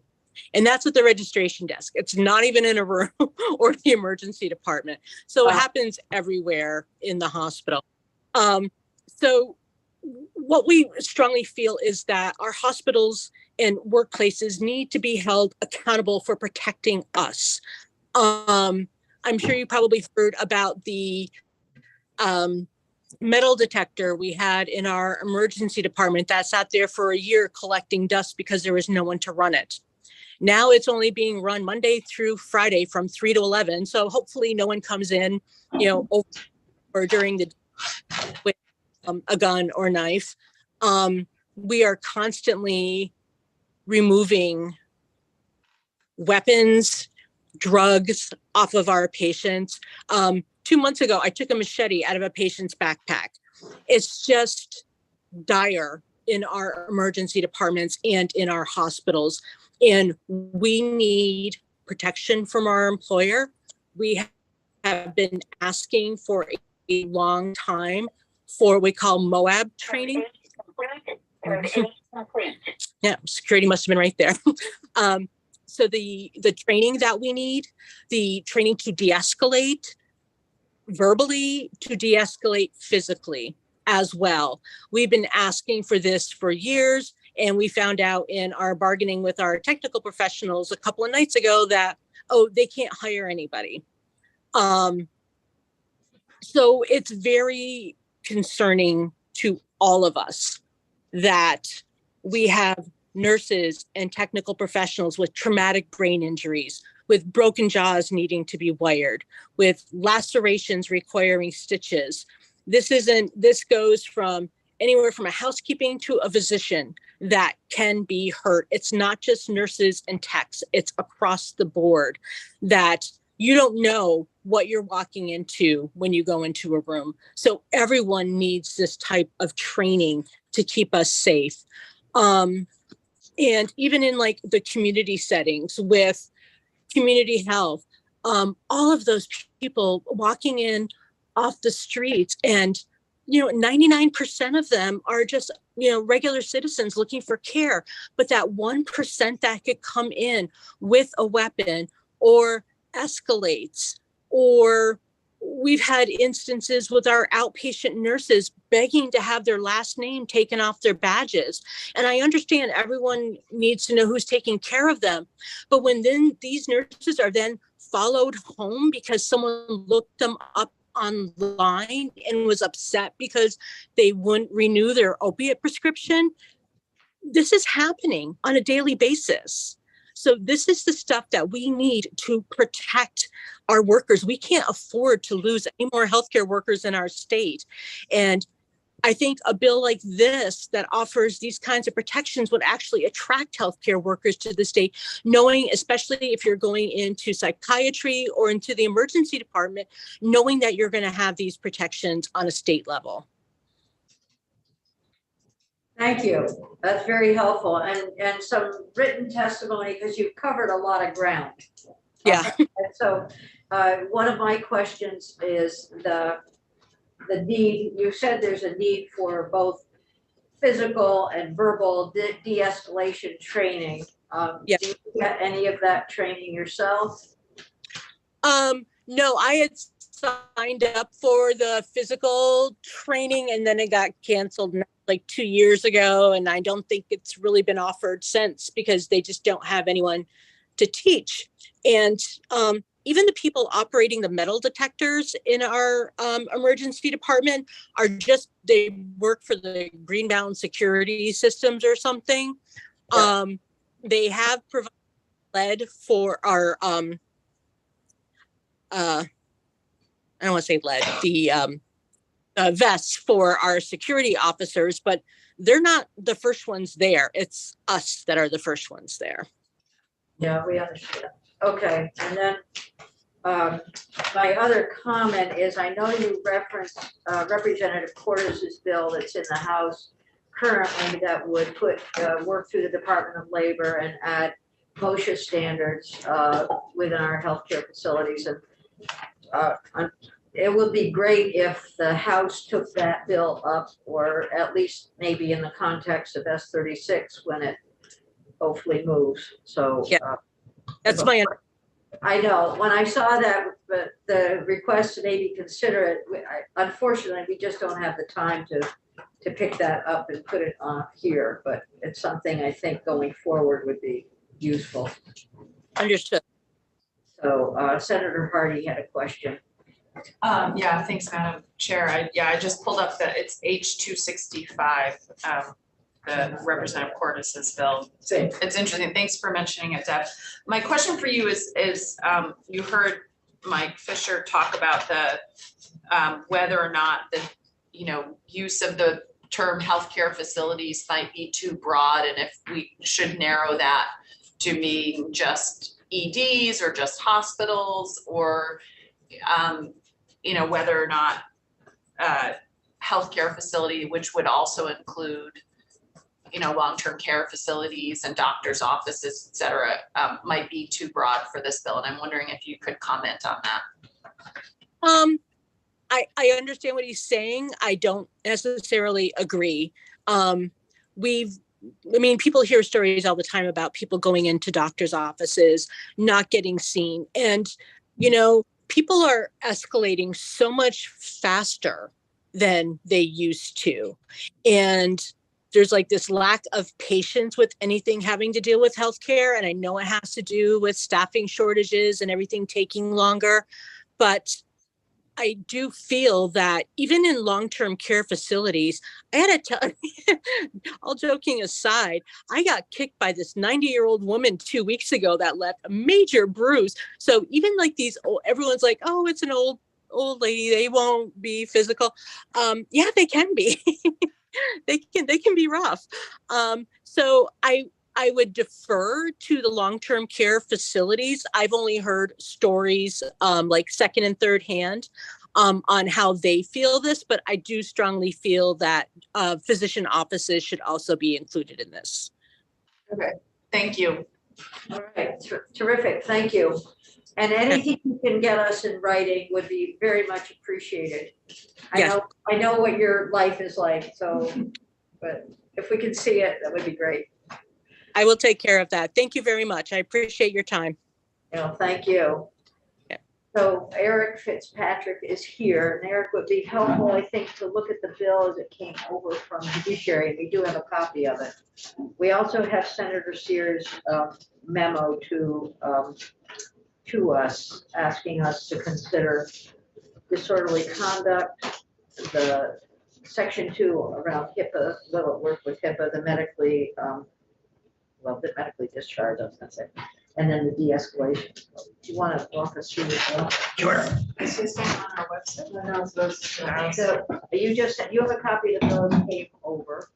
Yeah, but The Senator Sears did, no, he handed it to me in writing. Oh, okay. And I'm gonna ask Alex to scan it in for us. It's very short, huh? Absolutely. Pass it around. Make sure we get it back. It's my only copy, but.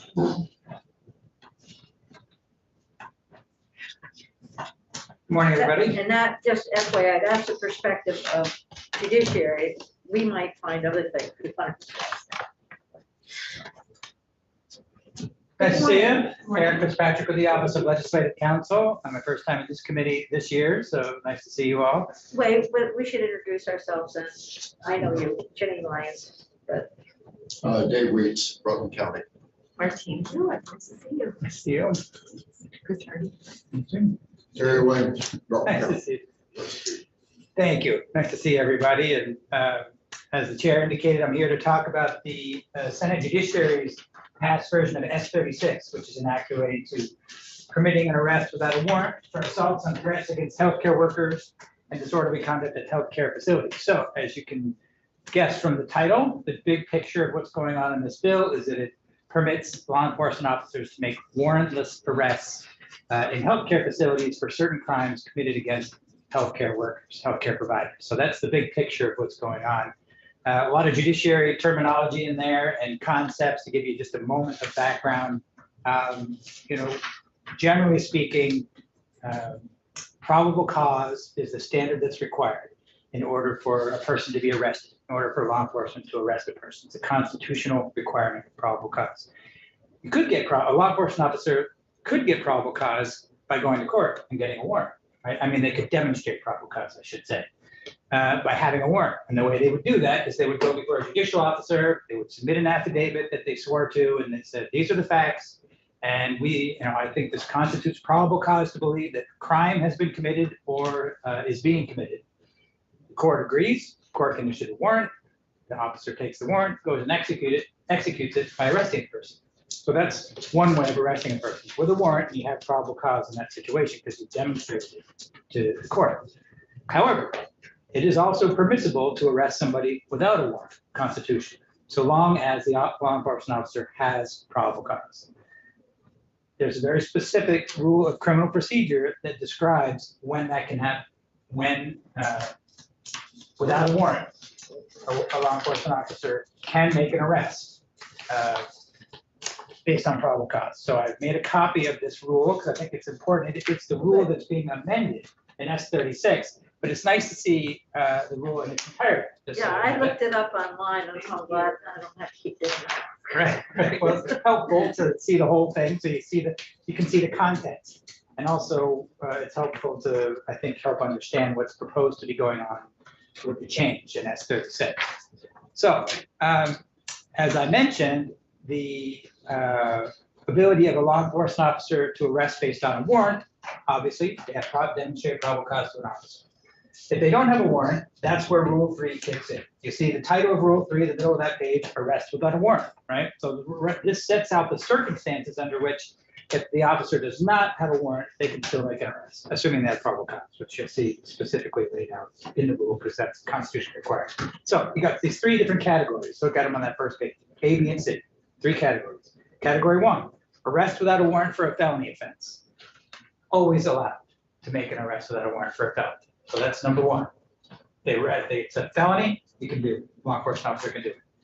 Category 2, arrest without a warrant for a misdemeanor committed in the presence of the officer. Also always left. If it's within the presence of the officer, you can arrest without a warrant for misdemeanor, assuming again, probable cause. Category 3 is the one that you're in right now with S36. Non-witnessed misdemeanor offenses. So in other words, probable cause to believe that the misdemeanor occurred, but it didn't happen while the law enforcement officer was there. It was outside their presence. They may get a call, hey, this just happened, or this is happening right now, but they don't actually see it. In that situation, you'll see that only specific crimes are permitted for the law enforcement officer to make an arrest. If they haven't viewed it, in other words, it hasn't happened in their presence, and they don't have a warrant. It's a fairly lengthy list, and it goes on to the next page, you'll see, and it goes down to, I believe, 17 is the current number of offenses that are allowed with respect to these misdemeanors that the LEO, the law enforcement officer, is not with. So what does the bill propose to do? Now to look back at S36, as I said, there's 17 exemptions or 17 offenses, I should say, in current law. It adds 3 more, 18, 19, and 20. So that's the idea. Gives you some context. It's adding a few offenses to a list that already exists of the list of misdemeanors. And I should mention that although this is a rule, a court rule of criminal procedure, it's many times over the years, the legislature has added to this rule. It's been subject to much back and forth between the judicial branch and the legislative branch. It's not unusual at all for the legislature to make changes to the types of offenses for which non-witness misdemeanors permit arrest. So that's the big picture. Now, what are the 3 specific offenses that are being added? The first one I mentioned, that if you look on page 2, I think it's still page 2. Yeah, it's still page, well, actually start at the bottom of page 1, sorry.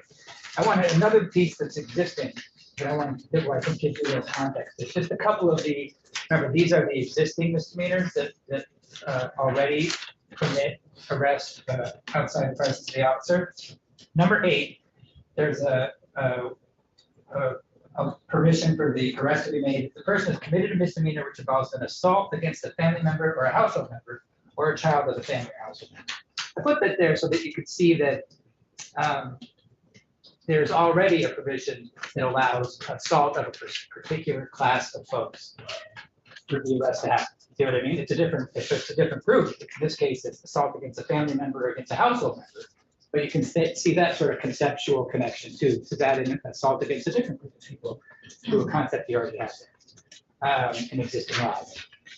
On to the next page, another existing place that the witness can be, that the arrest can be conducted. Now, at the top of page 2, number 14, simple assault.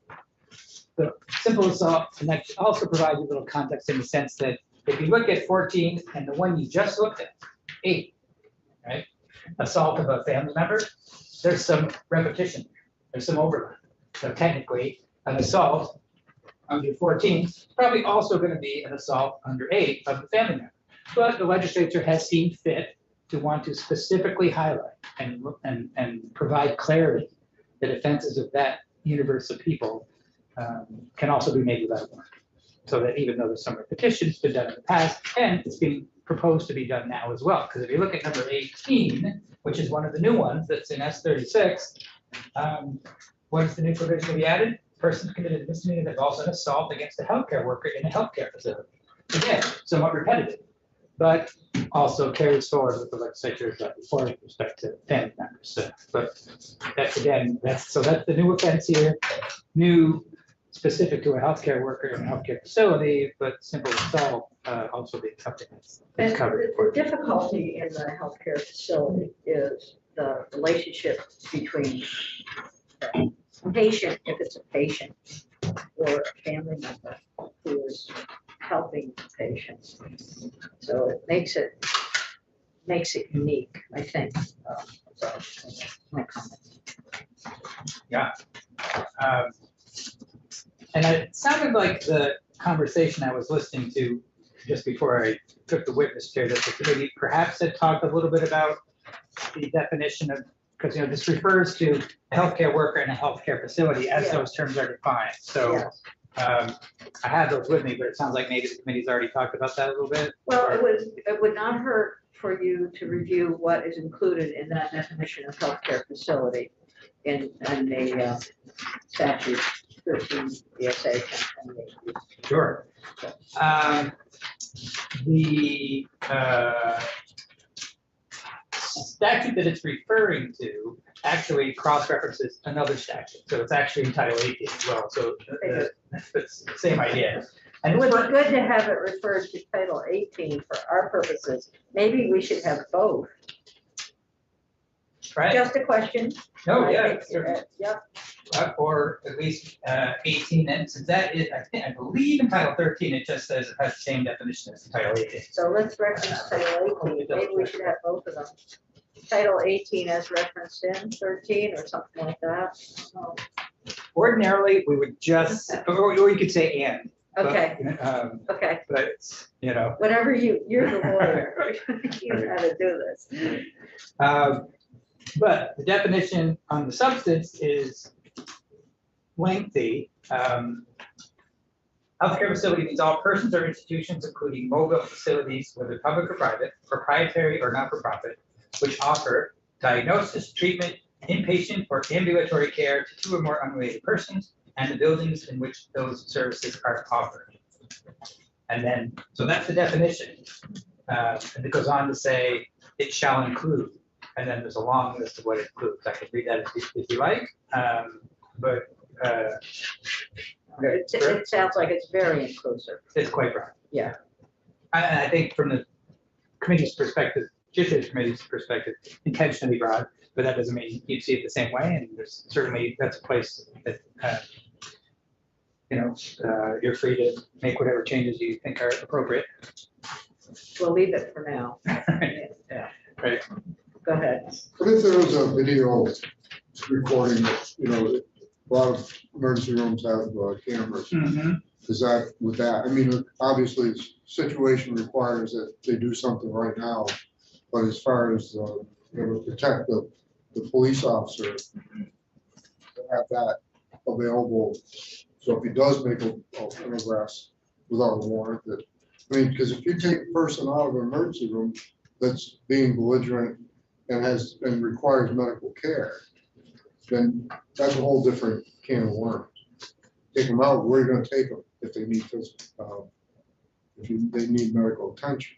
Can't take them to the local correctional facility because they're not staffed to provide that care. Right. Yeah, I think there's sort of two different issues embedded in your question. First one, could a video serve to constitute probable cause? And I think the answer is yes. If there's video of the person, committing physical violence against somebody or something of that nature, then certainly, again, every circumstance is different, but that absolutely is something that could establish probable cause for an arrest.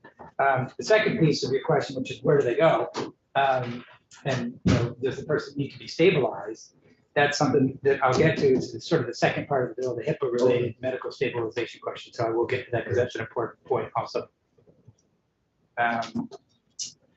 So that was the first new proposed offense to add to the warrantless arrest piece of the bill. The second one, number 19, criminal threatening against a healthcare worker in a healthcare facility. So again, it references the existing criminal threatening law, and the idea is that if there's probable cause to believe that someone has committed criminal or is committing criminal threatening,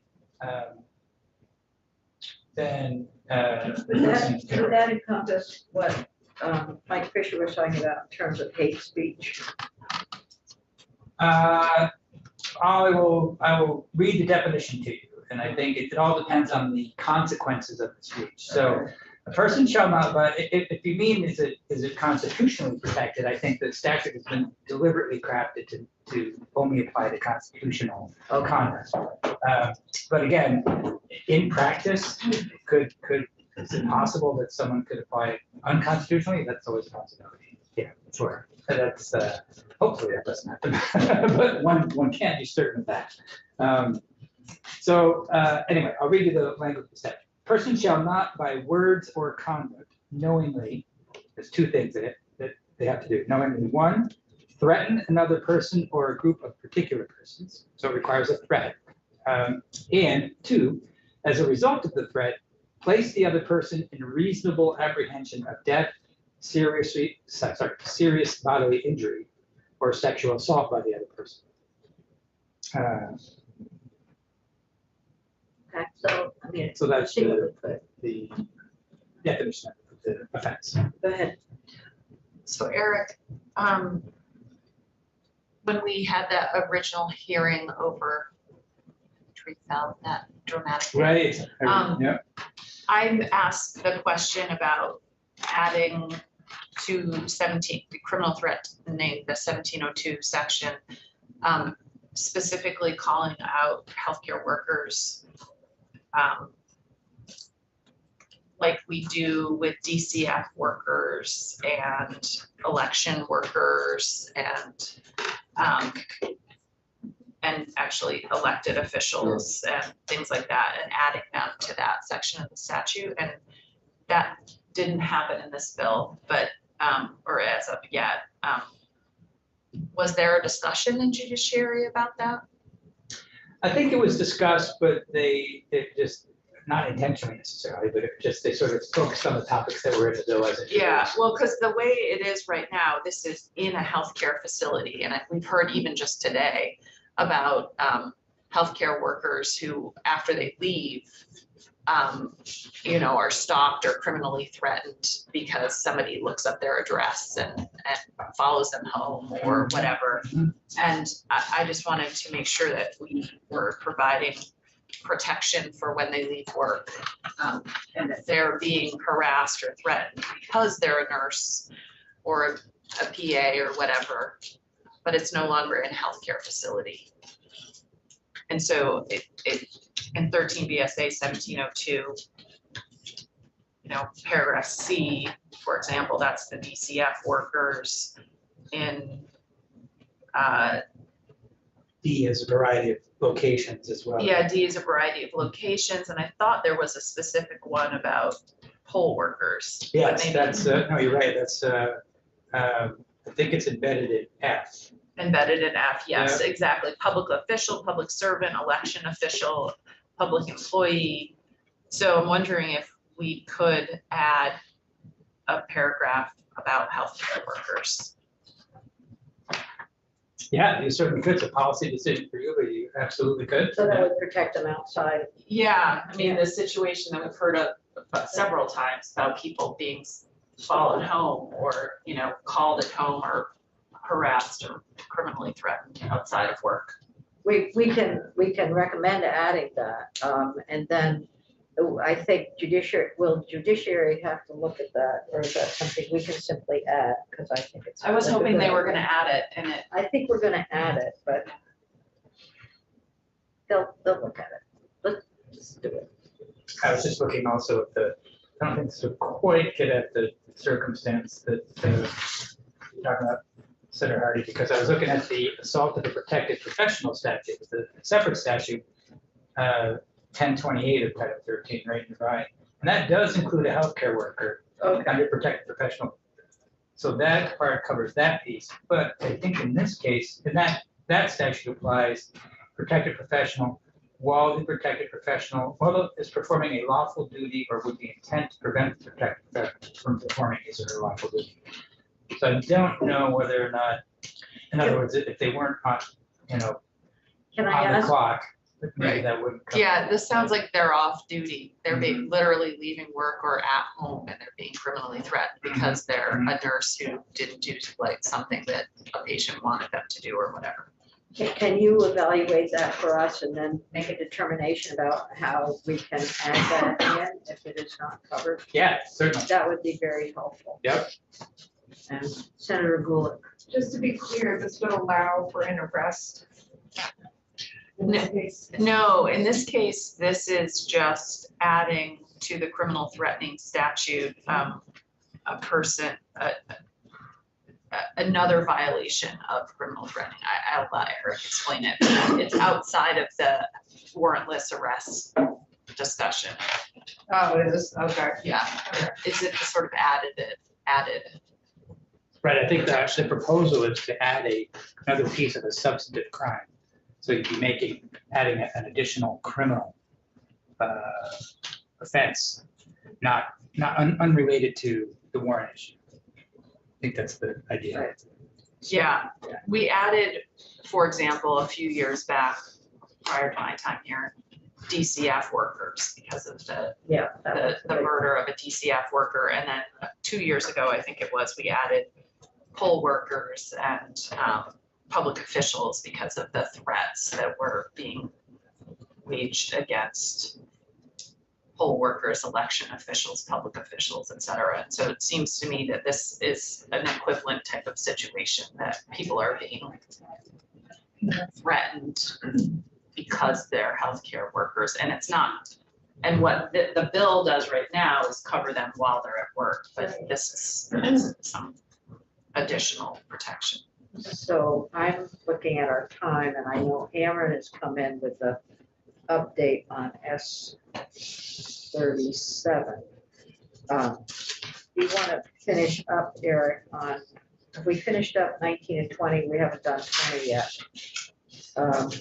Right, but I can go through that in the last section just fairly quickly, if that's what you want to do. Okay, let's just go through it, and so we understand what's here, because we'll be coming back to it on Tuesday, and we have you scheduled in on Tuesday again. Right. Good, okay. Yeah, so 20 is the last of the proposed additions to the warrantless arrest piece. In this case, it's a disorderly conduct charge.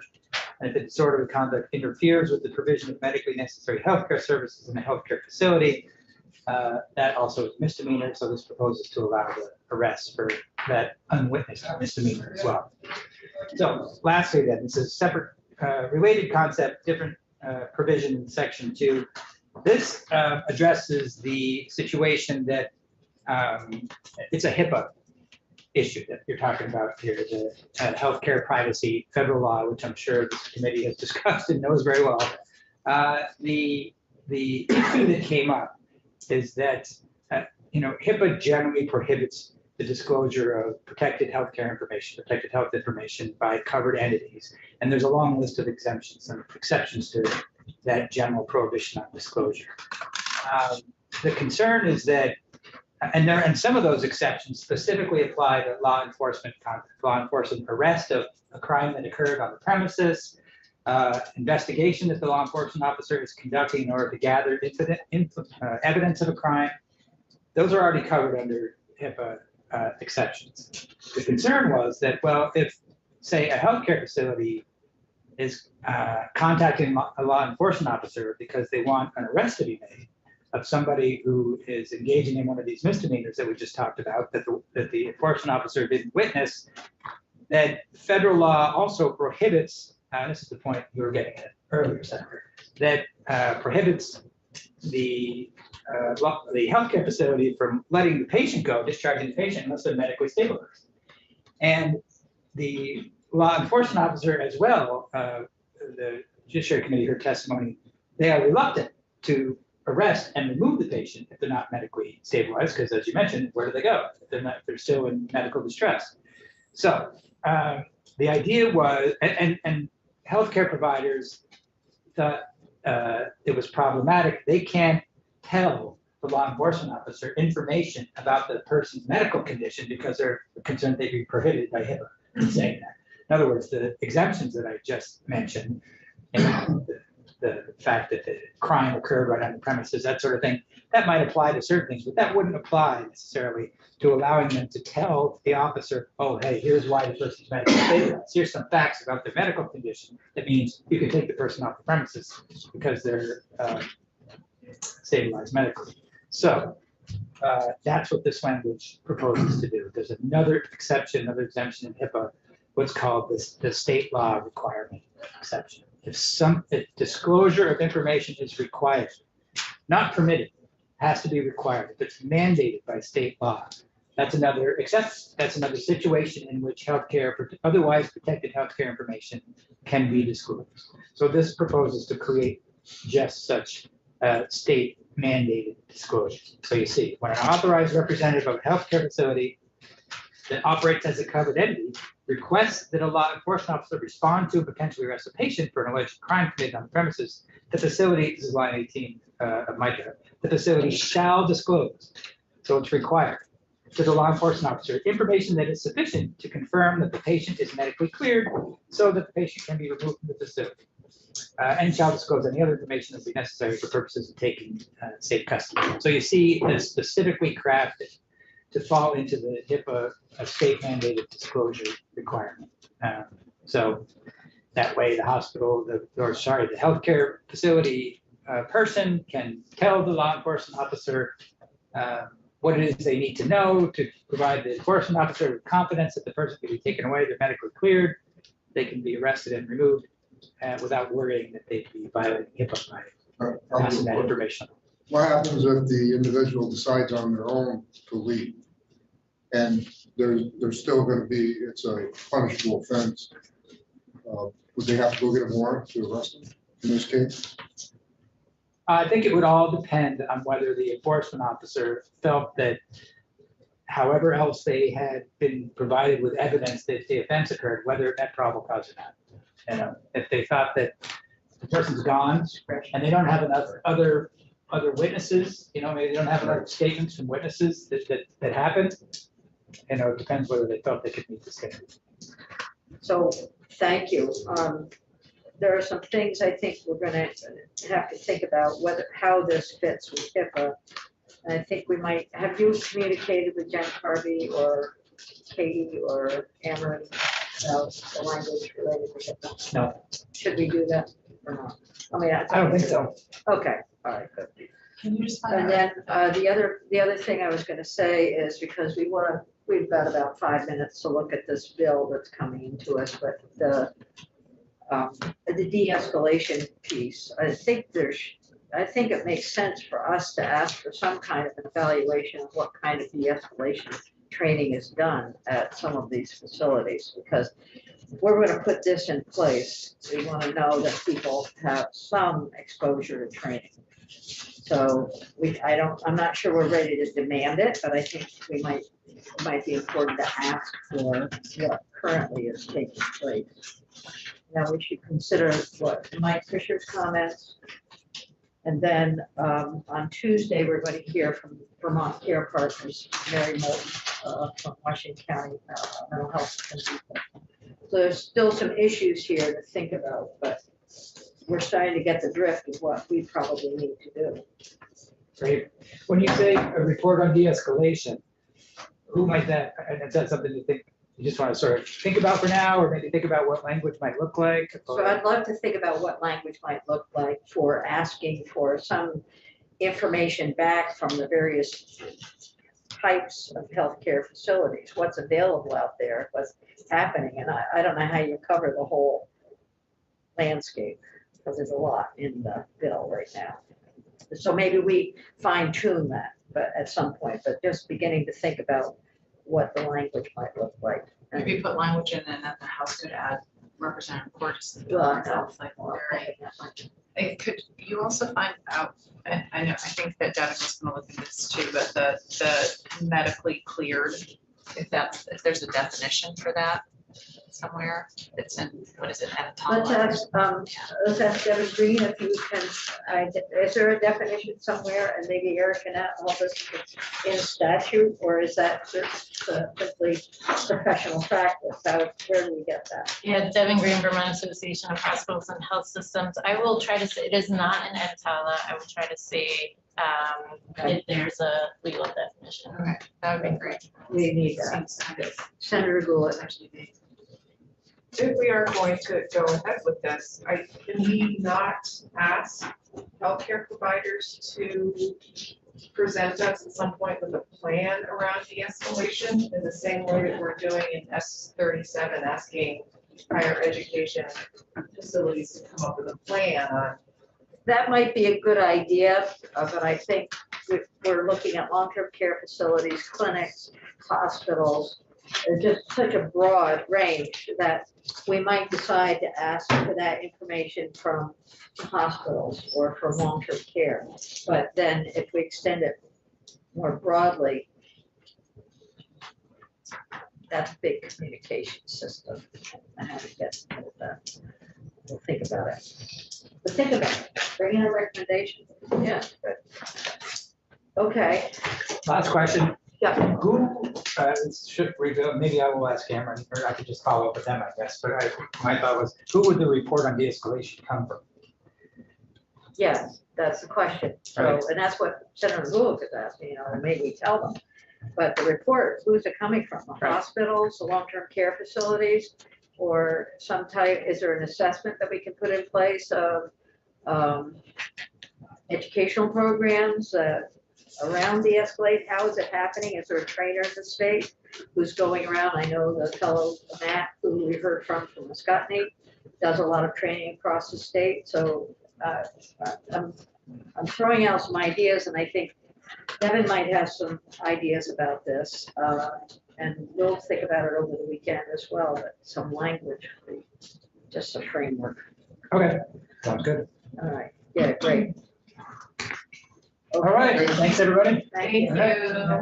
We're gonna start dinging in about 2 minutes, and I don't know whether we're gonna be able to do this or not, but Amran, you're here. You've got 30 seconds. No. We may have to postpone this until Tuesday, and I'm fine with that.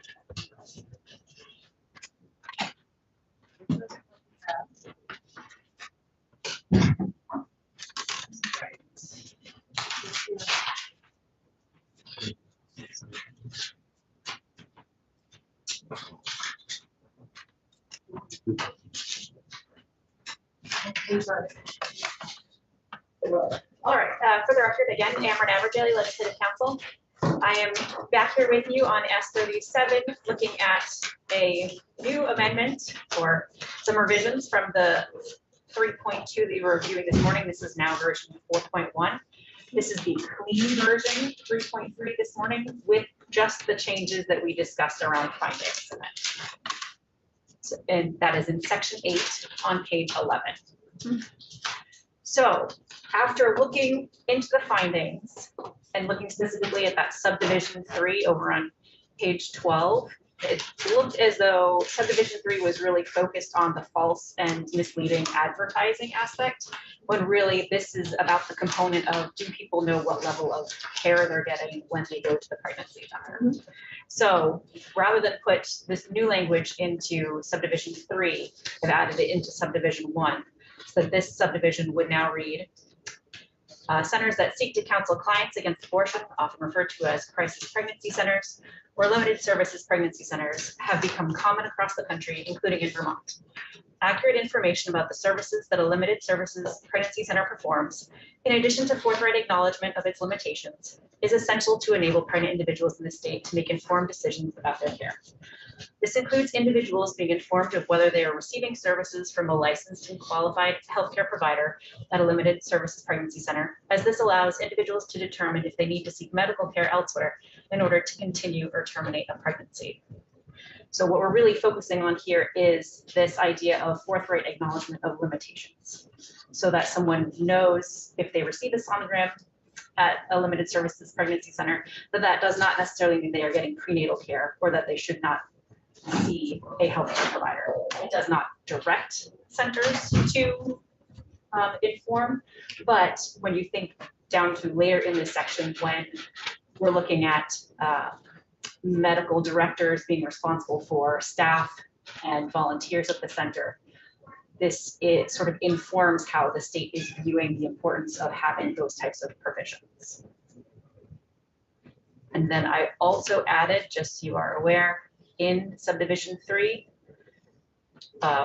2 words, false and misleading advertising by centers that do not offer or refer clients for abortion is of special concern to the state because of the time-sensitive and constitutionally protected nature of the decision to continue or terminate a pregnancy. Because it really is a decision of one or the other, and focus on one seems to leave out the idea that people are making a choice between 2 options. Great. Okay, we good with that? Is that it? That's it. That's the bill then, is it? It's fast turnaround. How are you feeling about this? Are you comfortable voting today, or would you like to vote first thing Tuesday? I could vote today. I could vote today. Yeah, it was vote on Tuesday. I was hoping to read through this over the weekend with another bill. Okay, well, let's see, what's the straw poll about voting now? I'm ready to vote, Okay. but either way, Madam Chair, it's your choice. I know, I think we've been through this bill so much, and we just made those changes. Ordinarily, I'd say we'll hold off a day, but we've been holding off. You still can read the bill over the weekend, and if there are suggestions that you feel compelled to make for amendment, you can do that in here. Your thoughts?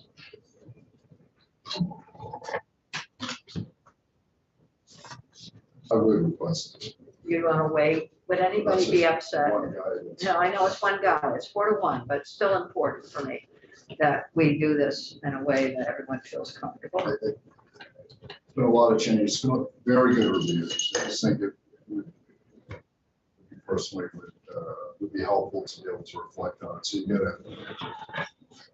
So I will say this, we're going to be voting on the same bill, but you can still reflect. Probably not going to make any big changes in the bill. No, I get that. Okay. Just, we're going to be asked to vote. I just want to make sure it's comfortable with.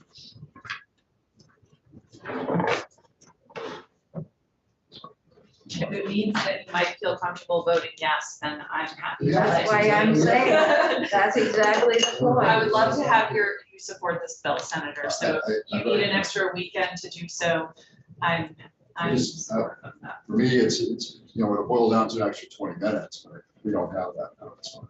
No, Our bells are ringing. Here's what we'll do. Here's what I'd like for you to do. We are going to stop now. We've done this before. And if you let me know at some point after we're off the floor, if you feel that you're ready to vote, I can call the committee together and we can vote. Otherwise, we'll wait and vote on Tuesday. And that's the way. Sounds like a plan. Sounds like a plan. Okay.